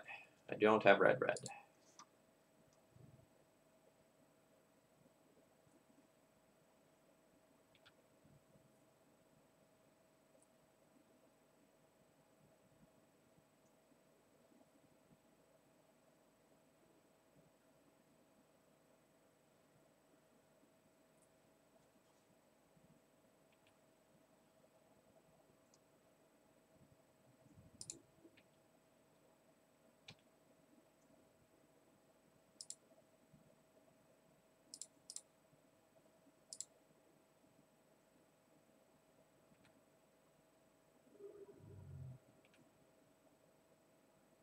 Snapcaster Mage. Okay. Things are going alright.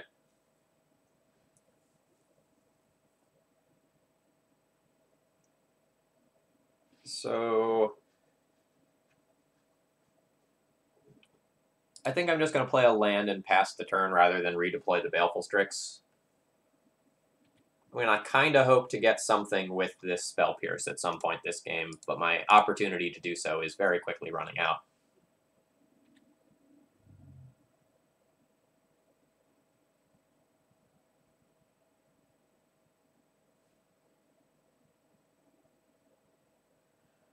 Fire Blast me. That is not going to happen.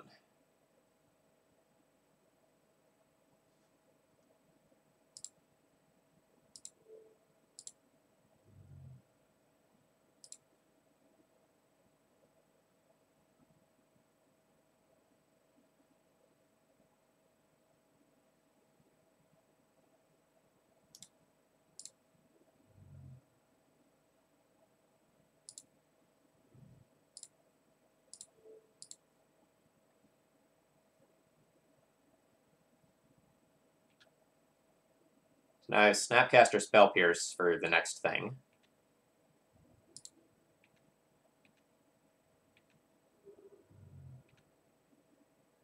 And a Flusterstorm. Neat.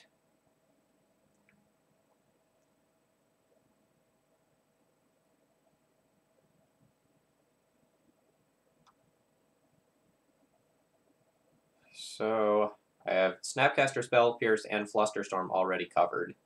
Do I need to play out more land?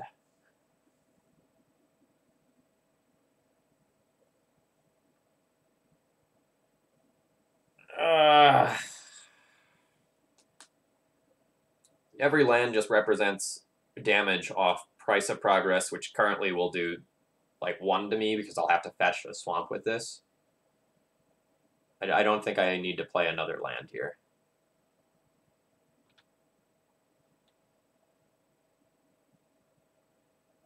I really wish that I had a Brainstorm. Like, I know that's an obvious statement because you always wish that you had Brainstorm. But it'd be very good here with, like, Yuriko.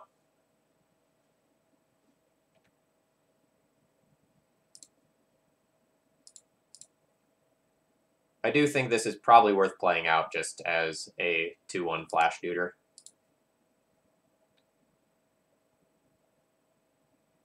I need to close the game, and I have no idea how quickly Yuriko will do so. So I'd like to put myself on a guaranteed 4-turn clock, but likely much shorter than that.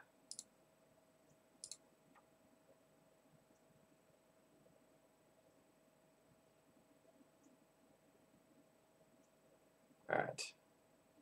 These are fine cards. So put back Wasteland, Force, Edict, Shuffle, no, Attack, and dome my opponent for 5 with Yuriko like a savage.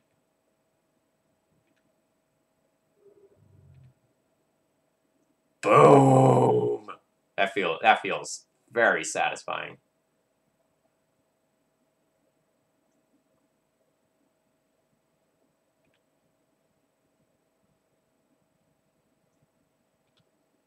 So I'm not going to want the Wasteland that's on top of my library, so I'll probably shuffle it away.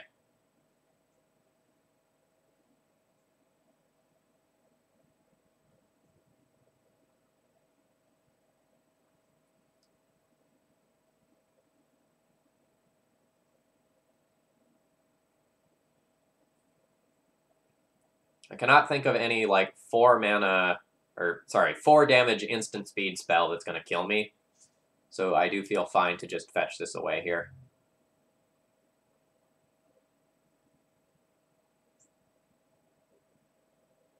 Yeah, you can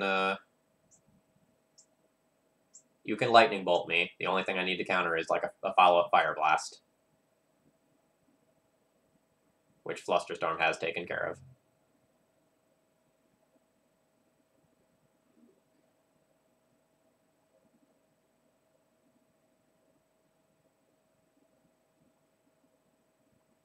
Right, but Exquisite Firecraft is like both 3 mana and a sorcery, though, right? So I'm good on that front.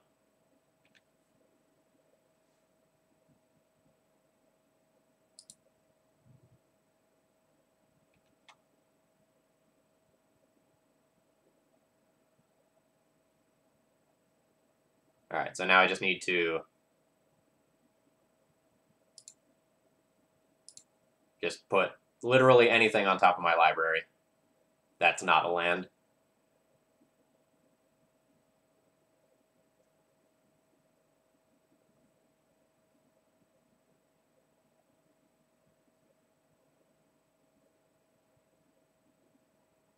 No, my opponent only had 1 land up, right? So they only would have mountain up if they Fire Blast, so Flusterstorm beats that.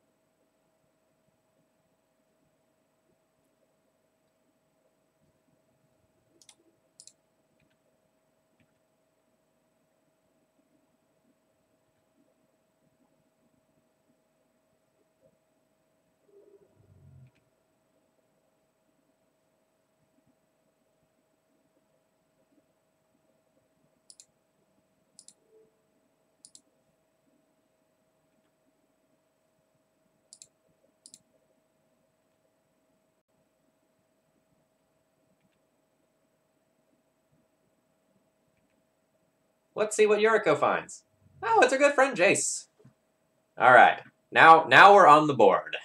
Now we've won with ninjas. Let's see if we can do that 2 more times and redeem this league. That's the hope.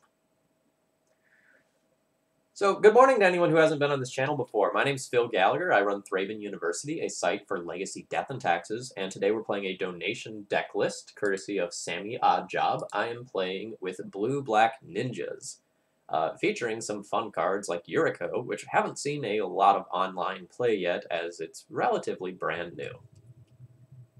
Let's battle. Well, Voldolian War Machine, luckily for you, you can watch it on Twitch later or on my YouTube channel, Thraben University. There were some heartbreaking moments in those first two matches.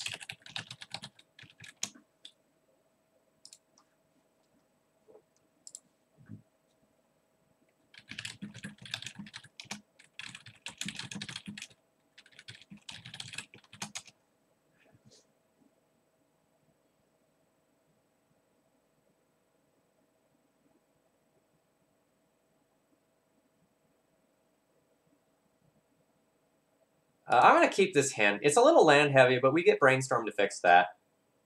I might not even ponder on turn one. I think I'm just going to like play a land and pass. I want more information for what I'm playing against before I throw out these cards. And I'm going to lead on Underground Sea in case I get Wastelanded. I want to be Wastelanded.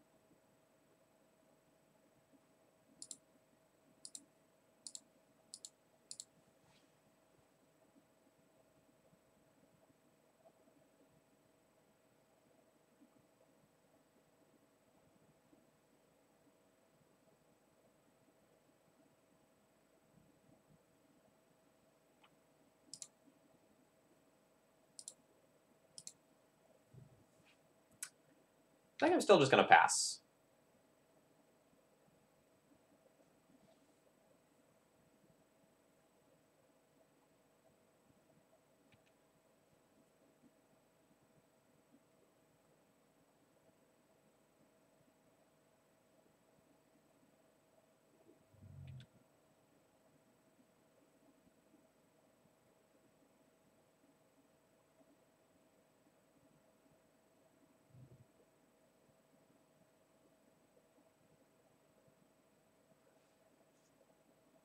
I'll Brainstorm in response to Athalia.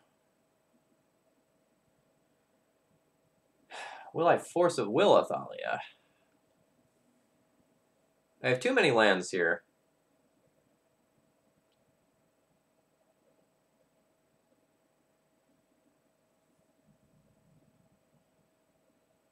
I could put back like Wasteland, Wasteland.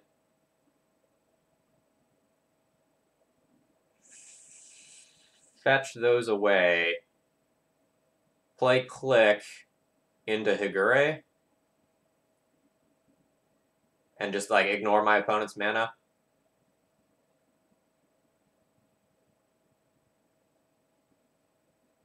Otherwise, I'm going for a much slower mana denial plan against a deck that might have mana ramp creatures. I don't think I like that. So I'm gonna get rid of both of these.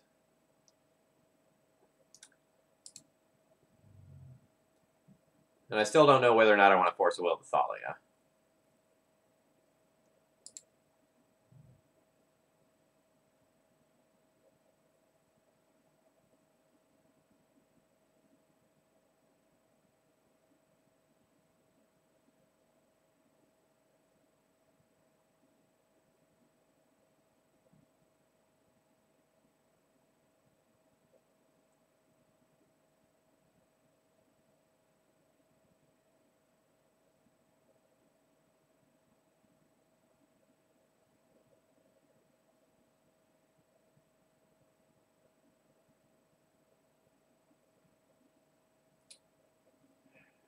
I don't think I'm going to.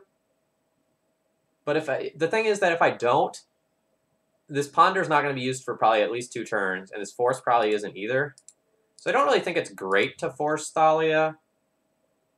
But as far as like my curve and my plan for this game, it probably makes sense for me to. And I'll go for an end of turn click rather than a draw step click.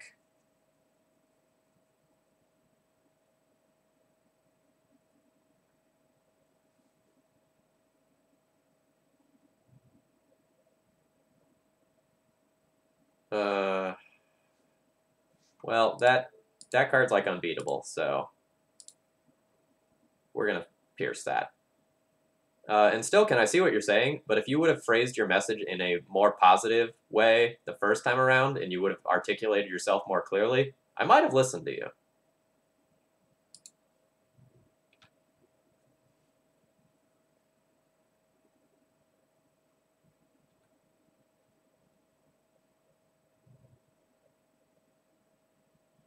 The way you communicate with others matters a lot, right?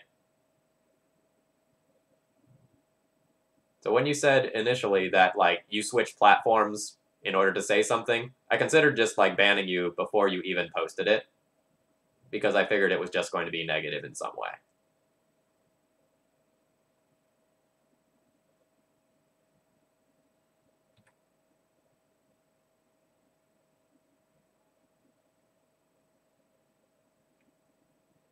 Hmm. Leovold was not what I was expecting there. I was expecting like Knight of the Reliquary or Tireless Tracker, so now I'm not going to get to like click my opponent.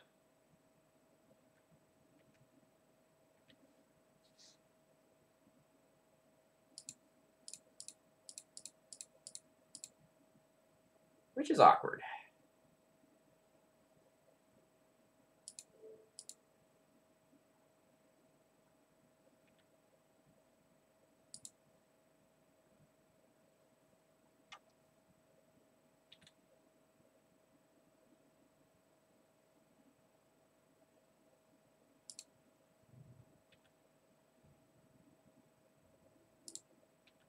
Well, I take moderation on my channel very seriously, and I tend to keep the negativity out of it. I don't care if it's negative feedback. Oh, shit, I misclicked there. I don't care if it's negative feedback, but just random negativity and hate and that sort of stuff on my channel, I cut out very quickly. So I preempt most of the stuff that I just think is going to be not helpful to the channel.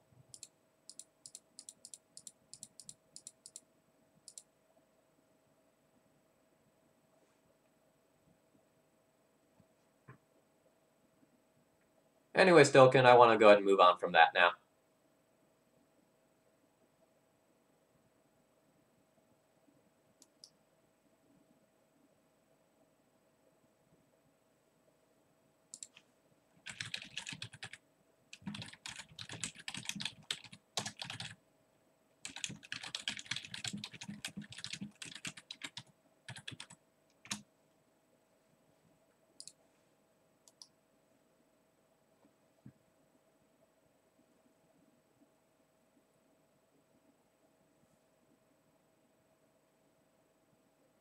Yeah, so click only gets non-land, so I can't take my land away with that.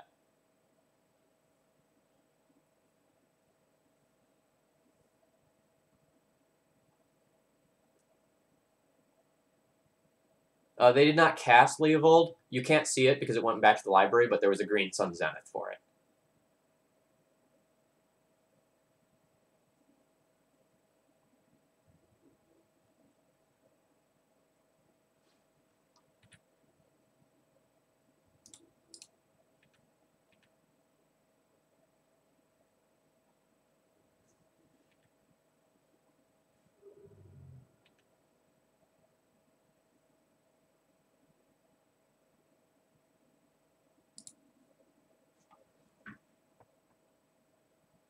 So, which one of these is better right now? Do I just want to draw cards in the face of Leovold, or do I want a Yuriko? It's clear. It's Yuriko.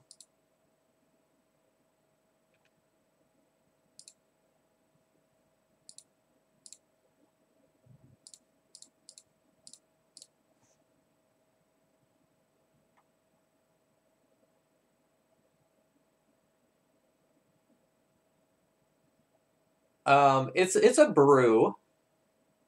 The way my opponent described it was trying out a weird build, but with some cards you like to play. So it feels like some sort of mavericky D&T prison-y deck.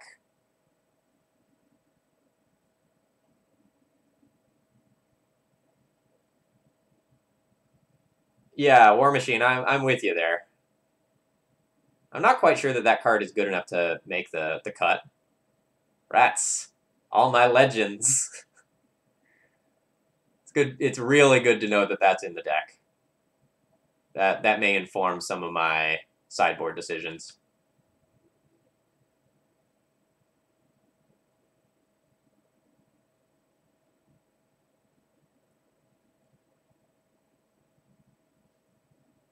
So, just doing a quick look at the board, I have 3 legendary creatures. So this is awkward. This one's not getting through the Leovold.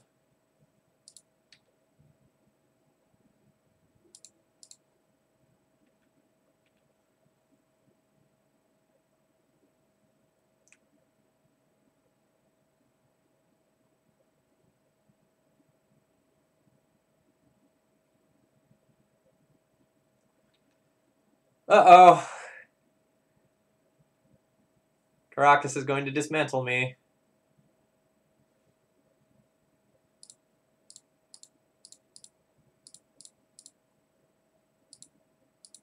Yeah, oh no, indeed.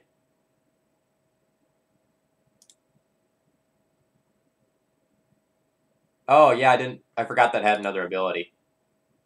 Yep, I messed up. Thank you for that.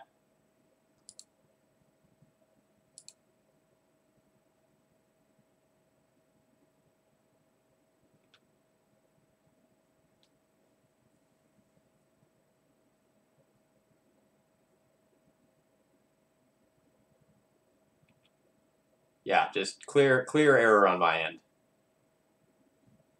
I think this is the first time I've gotten this one in play, right?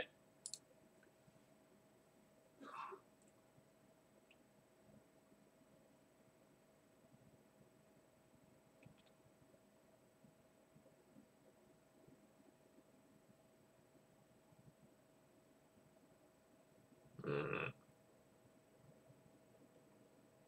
This one's slipping away, and unfortunately, like, the Chalice means that a lot of my good top decks aren't actually all that good. Right? So, like, things like Fatal Push that could take these creatures off the table aren't actually answers. There we go.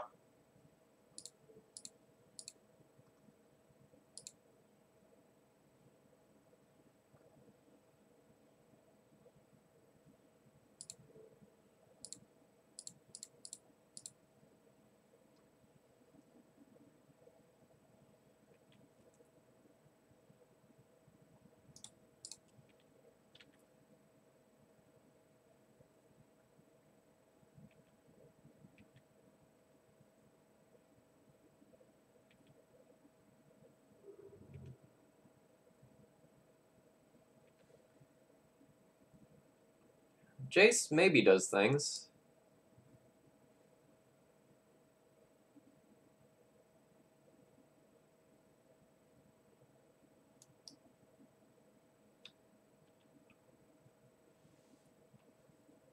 Just with all of my creatures being legendary, essentially, I'm just in a rough spot.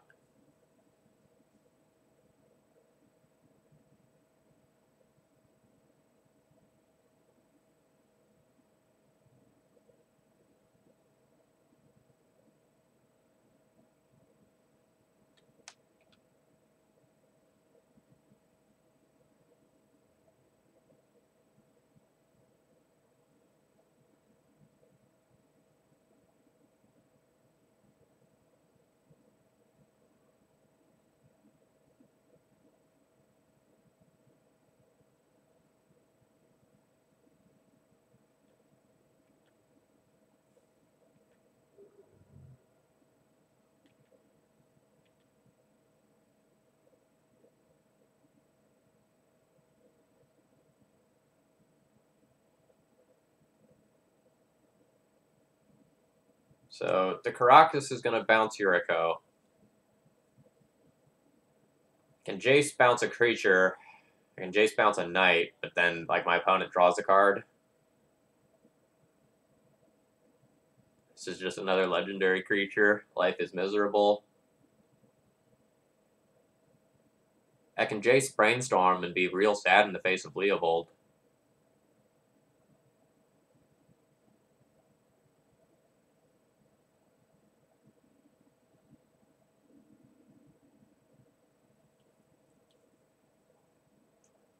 Yeah, I think I'm dead. It's just like Caracas bounce one of these, and then nug me with Knight. So I'm going to try to get a touch more information here. I don't think it's going to happen. But my opponent might show me something like a Mazavith. The Holy Batman, thank you very much for throwing your Twitch Prime money this way this month. I hope you're enjoying the content this morning. Alright. Now I'm just dead on board. So I did miss Higure making this card unblockable in an earlier turn, which, if I hit a 3 or above with that trigger, and I still hit with the following trigger, then maybe I get there, but I think that one was just lost.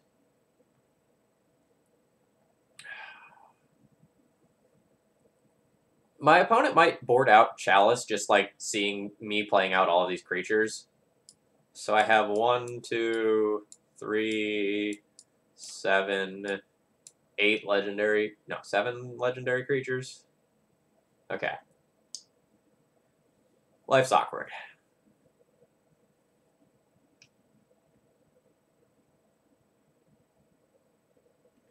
If it's Fatal Push, then you would naturally draw Jace, then reveal the 2-drop, 1, 3. Okay, so... would not have mattered. It'd still be short. Alright, I like the idea of reanimating an opposing knight. Oh, wait, no, that's not great. I might have a decent number of lands in graveyard. So reanimate seems okay. Okiba's okay if I get it going. Throat Slitter's the removal one, right? That's probably okay. This can bounce Chalices. This is... I might be just, like, playing a lot of awkward creatures that aren't legendary to play around Caracas. I probably won't play Dread of Night. It doesn't tend to be good against these sorts of, like, hybrid decks. So, like, these are the cards that I'll consider. Alright, let's figure out what's bad. Spell Pierce can deal with Chalice, but otherwise it seems like my opponent's super creature heavy.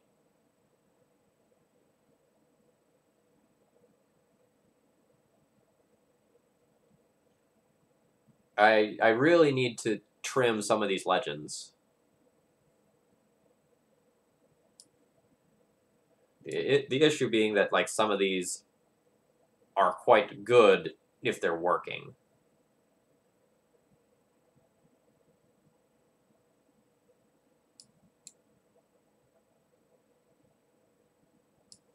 I'm going to try to get rid of some of the more expensive ones.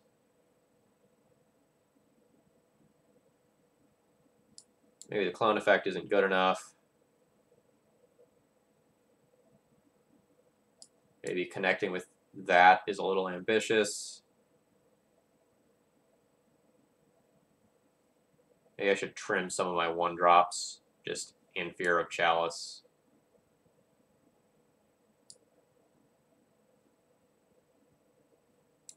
Maybe Curfew isn't good enough.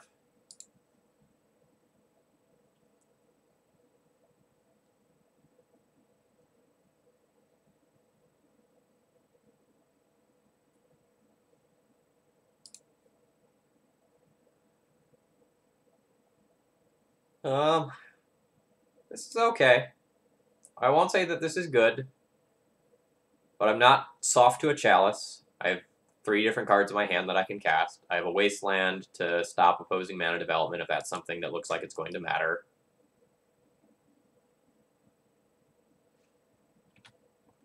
Goblin Master, this was a deck list from one of the Mox Boarding House events. It was 2nd place in a 1K. I think it was like a 50-some-odd person event. So this is not a deck of my design. At the end, I'll talk about some of my changes, but I want some Bitter Blossoms in here.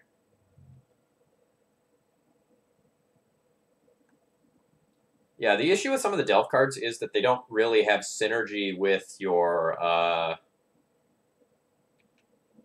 ninjas, right? Because you delve away most of your graveyard to play one, and then you don't want to use it to, like, enable a ninja effect.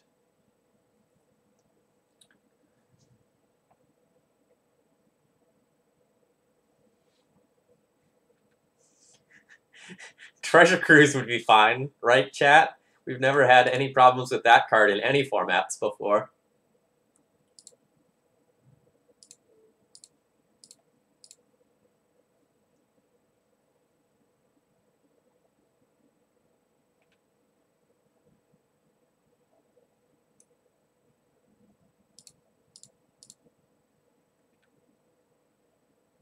How many colors will I take my opponent off of if I do this? Let's find out. Oh. So, like, yeah, sometimes you play against those sorts of cards. Alright, Chalice on 1. That's fine.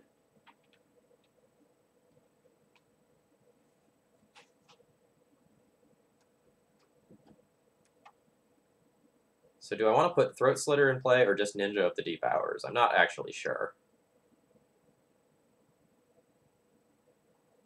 I think it's Ninja of the Deep Hours because, like, I have Edict for the first creature that they're going to play anyway.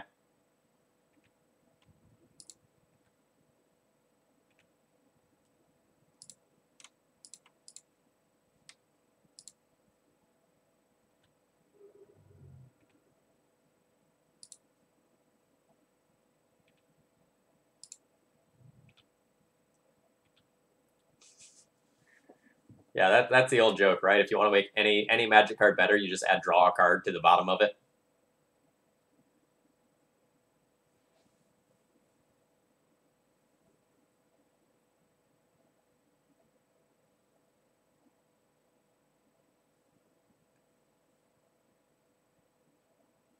Awkwardly, Throat Slitter isn't going to kill Bob. Alright, my opponent is back to having some mana.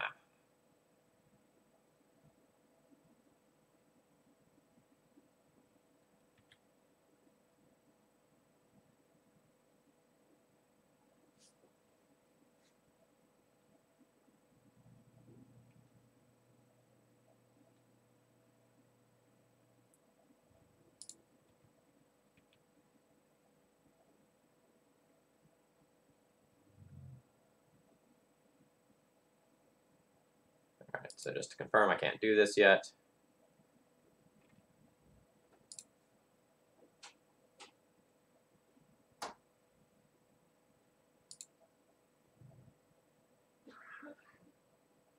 I could just hard cast another one, which I don't hate.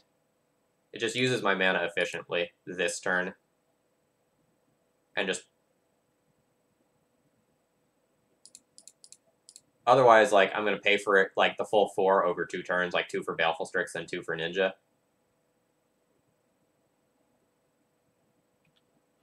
This isn't exactly Maverick. Not traditional Maverick, at least. There's a lot of the elements of, like, 4-color loam in this deck.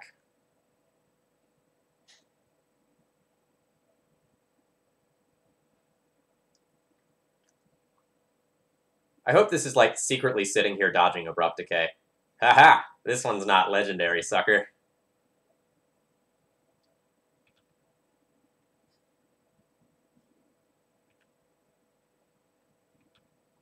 Yeah, Fitch, I didn't mean it was 4-color loam. I meant it has elements of 4-color loam in the deck list.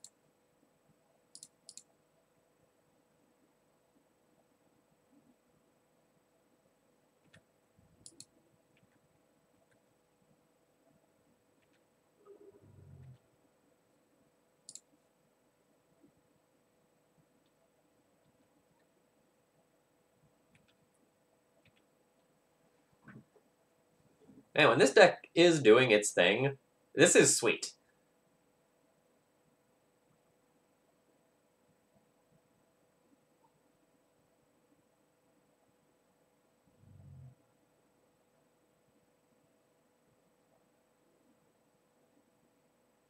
Yeah, you can do that.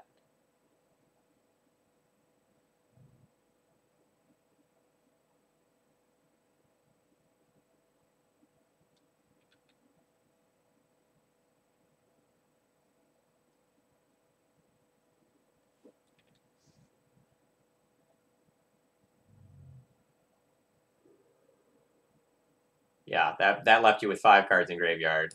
So that's not actually getting rid of my ninja right now. Thank you.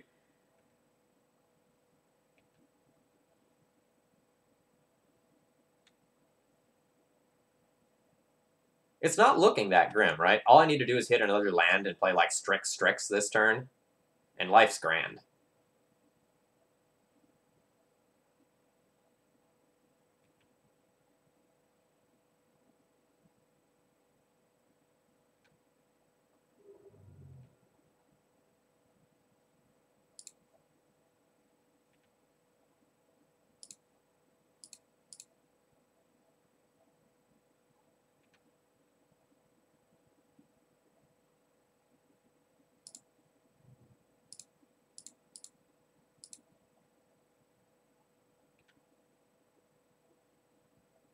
Oh, yeah, now I have 2 forces. Great. Discard. I'll discard a push.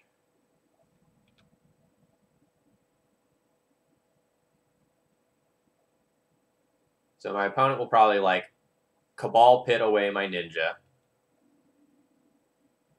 Then cast Loam to try to get it back and do the same thing to the Strix.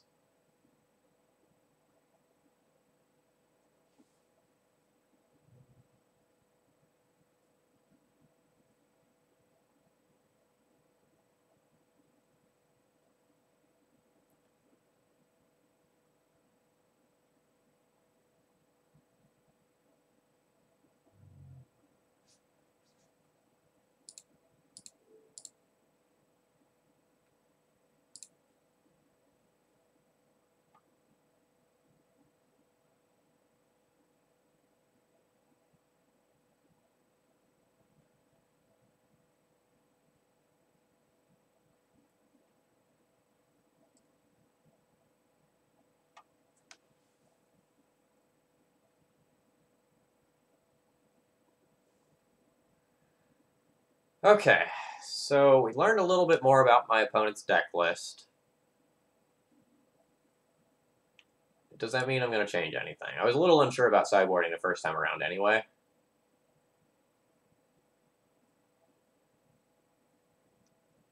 I'm guessing that they only have 1 or 2 life from the Loams, so I don't know that I want to go so deep as to play Surgical Extractions to fight on that front.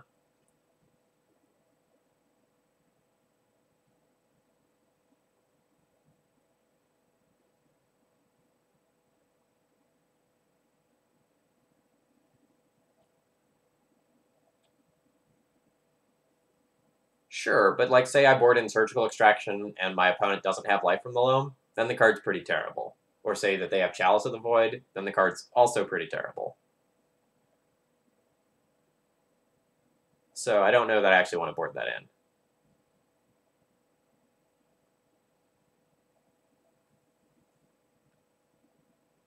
If anything, I'd consider Spell Pierce to like fight potential Planeswalkers, now that I know my opponent is playing at least some.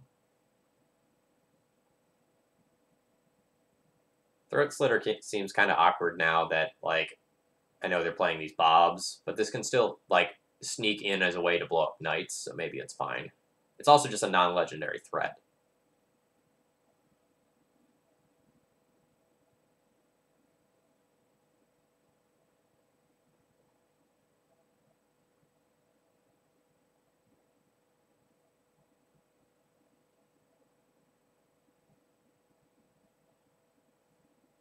You like cutting 1-drops more? I trimmed a Ponder already, but I could see, like, maybe the Reanimate isn't the greatest. We're already playing around Chalice pretty well, though. Am I just, like, supposed to play, like, a clone over, like, say, the Reanimate or something? I could see that.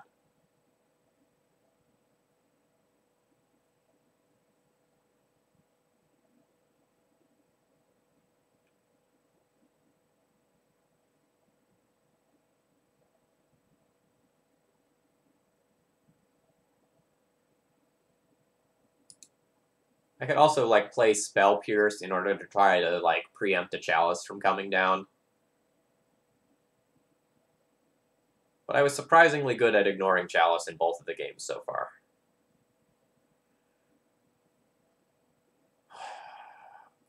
What does this hand do? The game plan for this hand is wasteland my opponent on turn 1. Turn 3, play Snapcaster Mage as an ambush viper into Ninja of the Deep Hours and try to draw some cards. This is not stellar. Is this good enough, though? Like, I'm completely unaffected by Chalice. A lot of my draws off the top are going to be things like cantrips and early interaction. Ugh.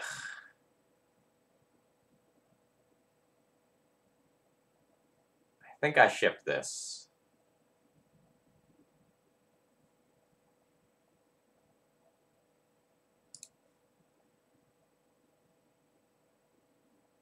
This hand's quite bad. I'm going to keep it, but I'm going to need to scry any lands or cantrips to the top.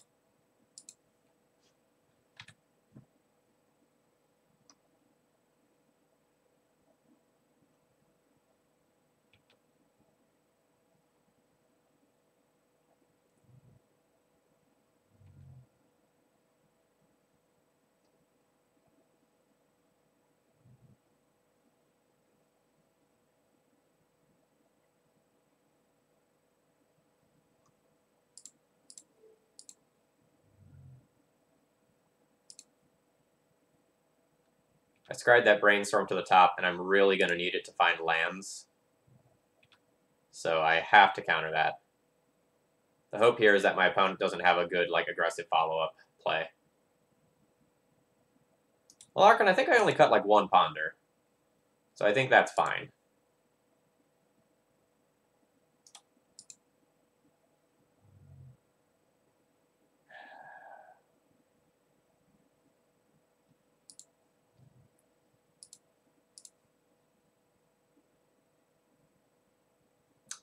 Yup.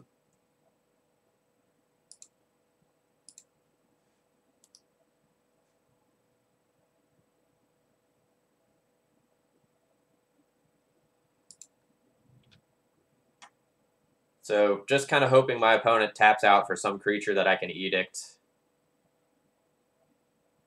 Fuck. I'm dead.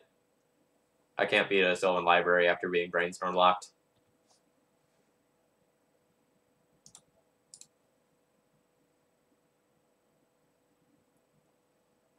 Well, Chalice isn't doing anything right now. So there's that.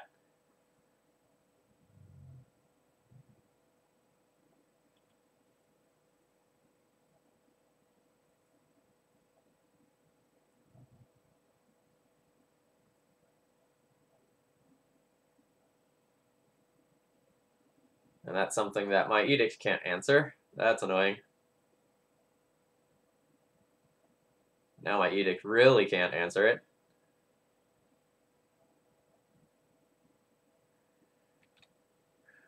All right, if I miss another land drop, I'll probably concede. I'm gonna need to make 2 land drops in order to go like Edict, get rid of Pride Mage, Lily, get rid of Thalia, and then my opponent still has Sylvan Library to fix draws, and my 1 drops still aren't gonna do anything. But there's still hope. It's slim though.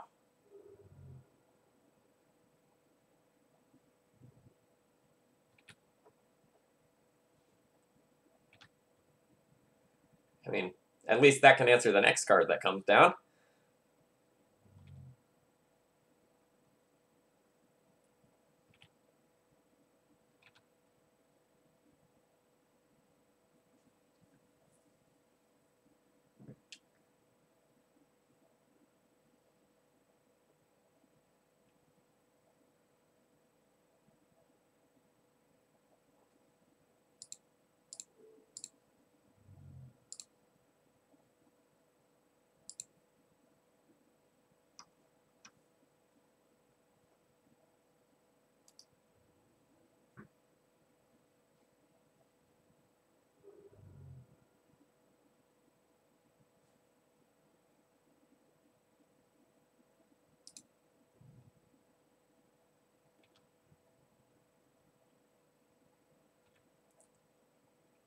So, in order to stay alive, my next card has to be a black-producing land. I'm going to Edict this turn, get rid of a Dryad Arbor. I'll take 4, go to 4. I can then draw a natural black land, and then only take 3 from Qasali Bridemage on the next attack.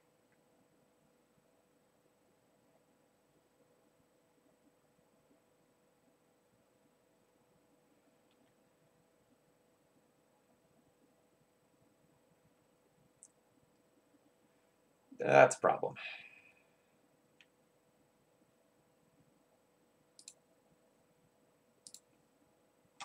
So fetch land doesn't do it. It will have to be a natural land here. Natural black producing land.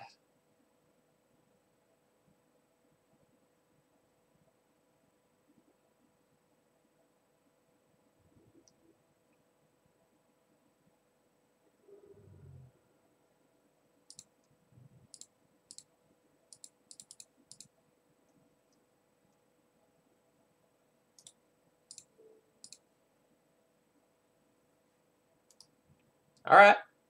All right. There is a world. There is a world where I live.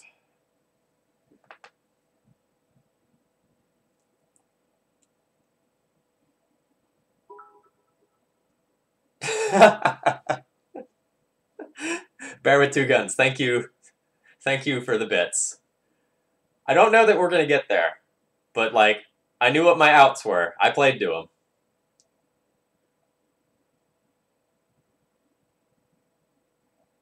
So,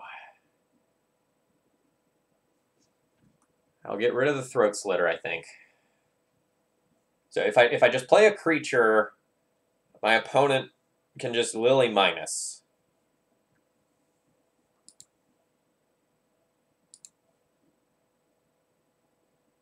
So I'll need something like Strix into Strix.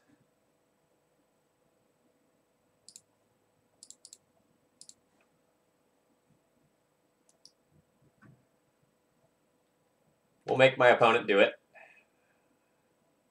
But it should be dead. Just like Lily minus attack, and I'm done. Opponent's draw was solid, but like the power of Sylvan Library is clear, right? Like this is one of the best cards in Legacy. It just is green, and it doesn't maybe see as much play as it should because of that. All right, folks, I'm going to run into the restroom real quick, and then we'll go into the 5th and final round.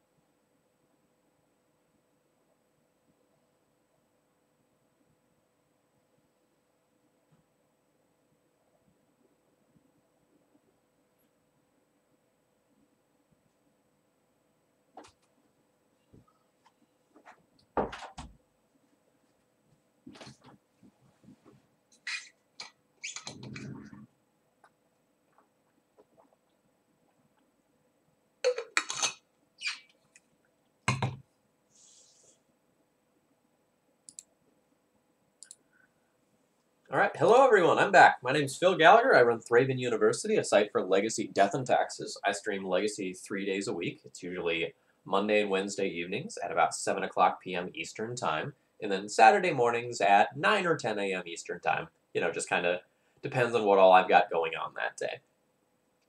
If you're enjoying my content, please consider following my channel or doing something else to support me, whether that's a donation deck list or something else.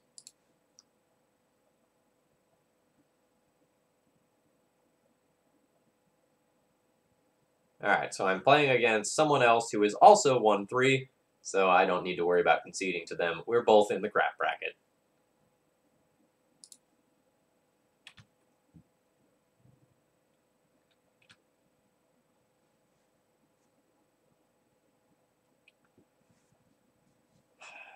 So, do I want to just lead on Thoughtseize, or do I just want to hold up Spell Pierce?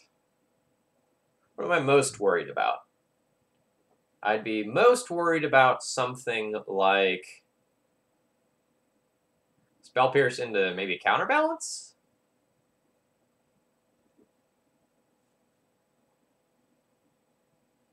The on Tundra is kind of weird.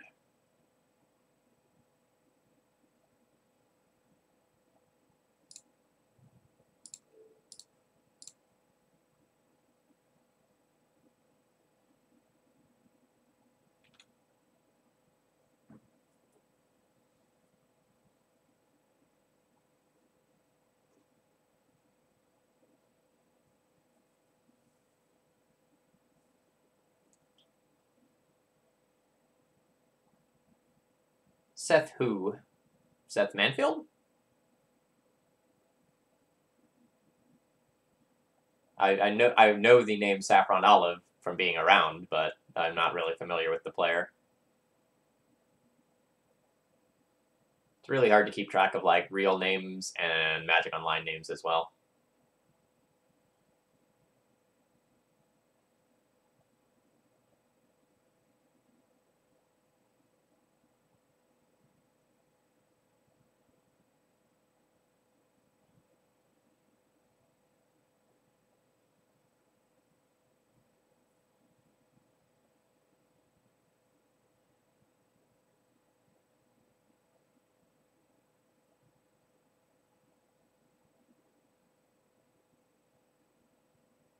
Oh, well, great.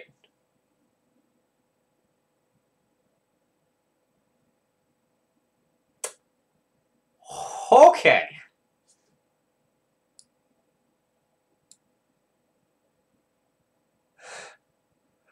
Uh,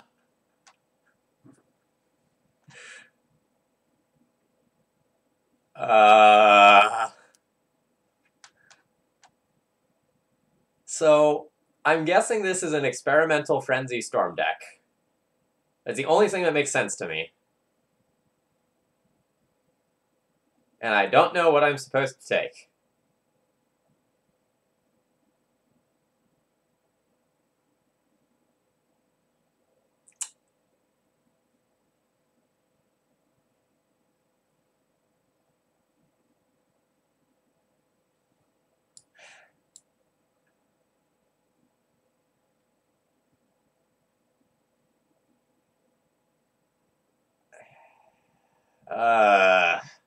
So I can take Enlightened Tutor because that can find it. I don't know, like, if it was my opponent's intention to just, like, put some bad stuff on top and just, like, upkeep Tutor away with Enlightened Tutor, or if their goodies are hidden on top. I don't know.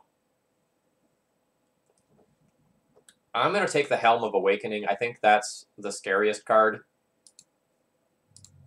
I think that's the card that lets my opponent, like, churn through the 1-drops, like Ghoul Color's Bell, that might just be on top of their deck.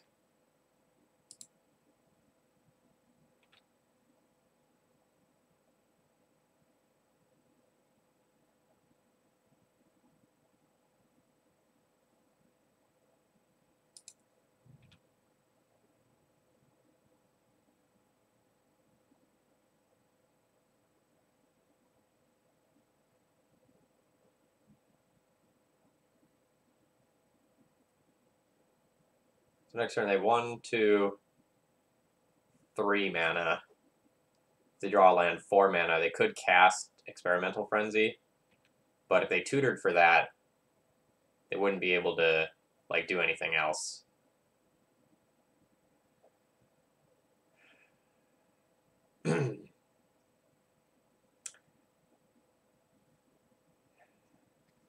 I'm not comfortable tapping out for Yuriko here. So I'll ponder.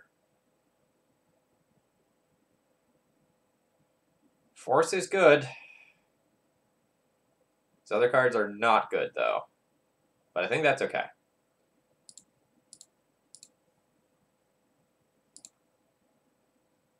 Because I'll just, like, play Delta and fetch those away one way or another.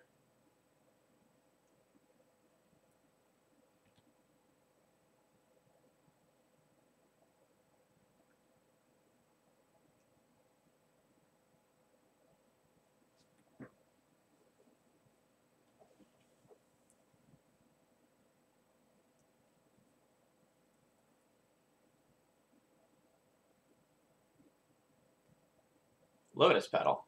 Okay.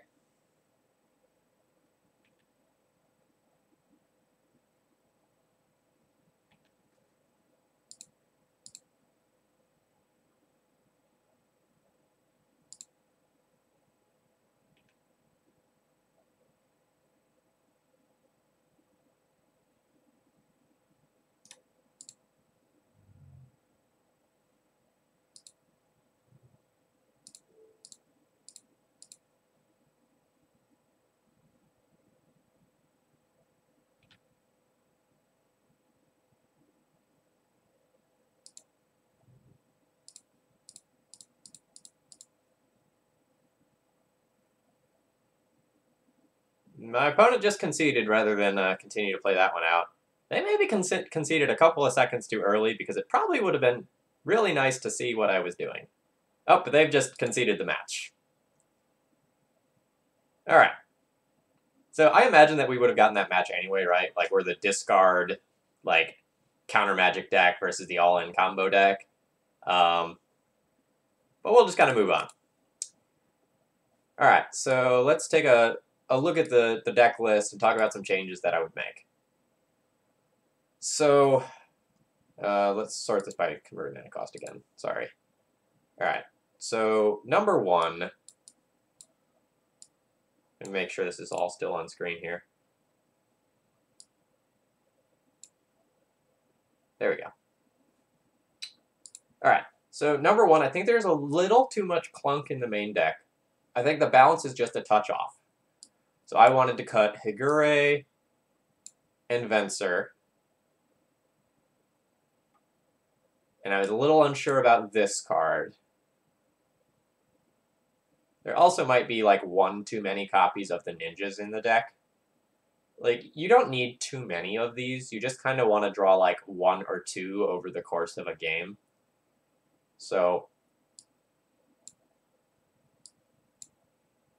I think you might have about 4 slots to play with. I think I want...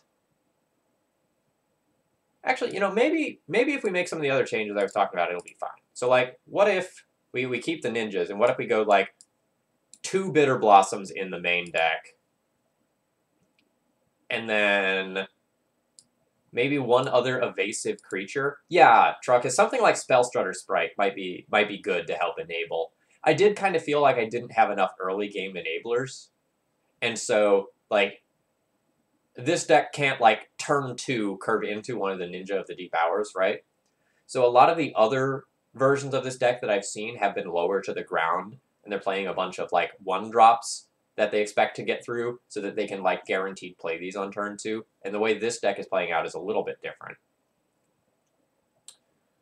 I also don't know if Jace is, like, fantastic in this deck, and I know that's blasphemy to say, but I have a lot of top end already, right? And I kind of wonder if, like, the Jace even should just, like, be in the sideboard for the control matchups and maybe not in the main deck. It's not like I can protect it overly well like a lot of the other control decks can. Like, I've only got, like, 4 pieces of removal plus Baleful Strix plus Snapcasters to get them back.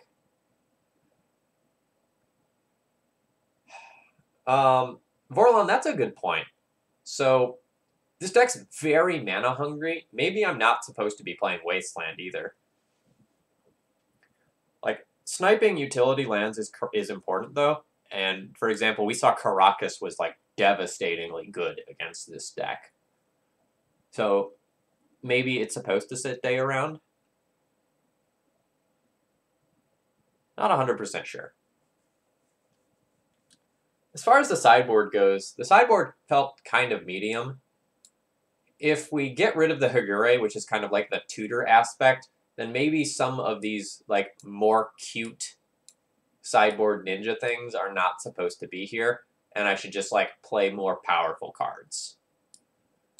Like I just wonder if some of these would be better as the spell equivalents, so that you can just like reuse them with Snapcaster Mage. You know, for example, is Skull Snatcher really going to be better than Surgical number 3 in this deck? I don't know that the answer is yes, especially with Hagure gone. And besides, like, Hagure tutoring up a bunch of these creatures is not necessarily a fast engine against, like, some of the combo decks where these cards might shine.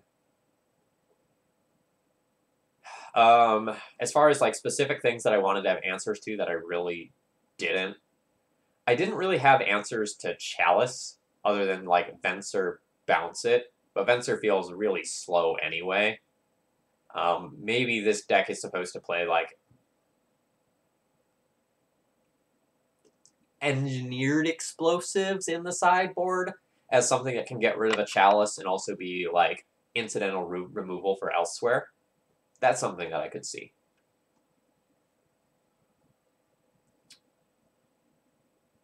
Yeah, but this deck was fun. So, like, I didn't cash with it, but I certainly felt like I could have, especially with a few changes to the deck list. Like, I think with a couple more Bitter Blossoms to help enable some of these ninjas and just, like, get some wins off of the back of those, this can be powerful.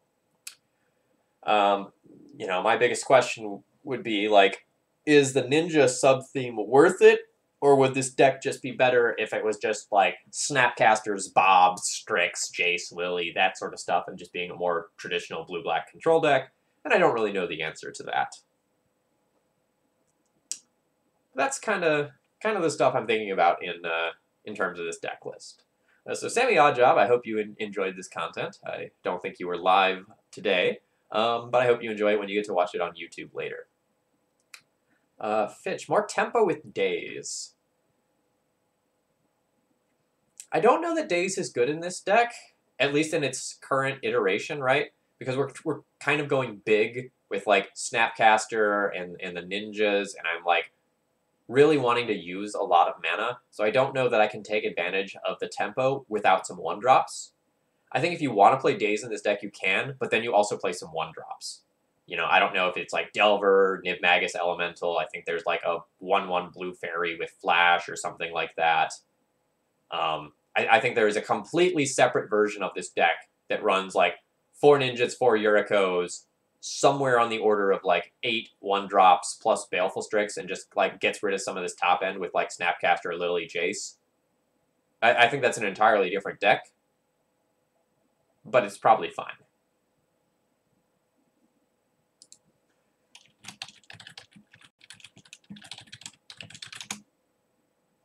Siren Stormtamer. 1/1 flying blue, sacrifice Siren Stormtamer, counter target spell or ability that targets you or a creature you control. Yeah, see, like, that's the sort of stuff I'm talking about, where, like, it's an evasive 1-mana card that does something else. I'm not familiar enough with, like, the 1/1 legacy pool to know, like, what my best options are, but yeah, something like that is probably good. Or, like, there's other somewhat disruptive 1-drops, right? Curse Catcher. Oh, Judge's Familiar. Judge's Familiar can be blue. That would be, like, a great option, right? Because, like, that's a counter spell against combo, and it's a 1/1 evasive guy. Yeah, so, like, there's definitely options out there, and you could definitely play around with this archetype. When it's doing what you want it to, it's very powerful. Yuriko does feel very strong. Like, there's a couple of times where I got to, like, brainstorm and put, like, a Ninja of Deep Hours or Force of Will on top of the deck. Those were crazy. Mausoleum Wanderer. Yeah, that's the sort of stuff that I'm thinking of. Yeah. You've got the right ideas, chat.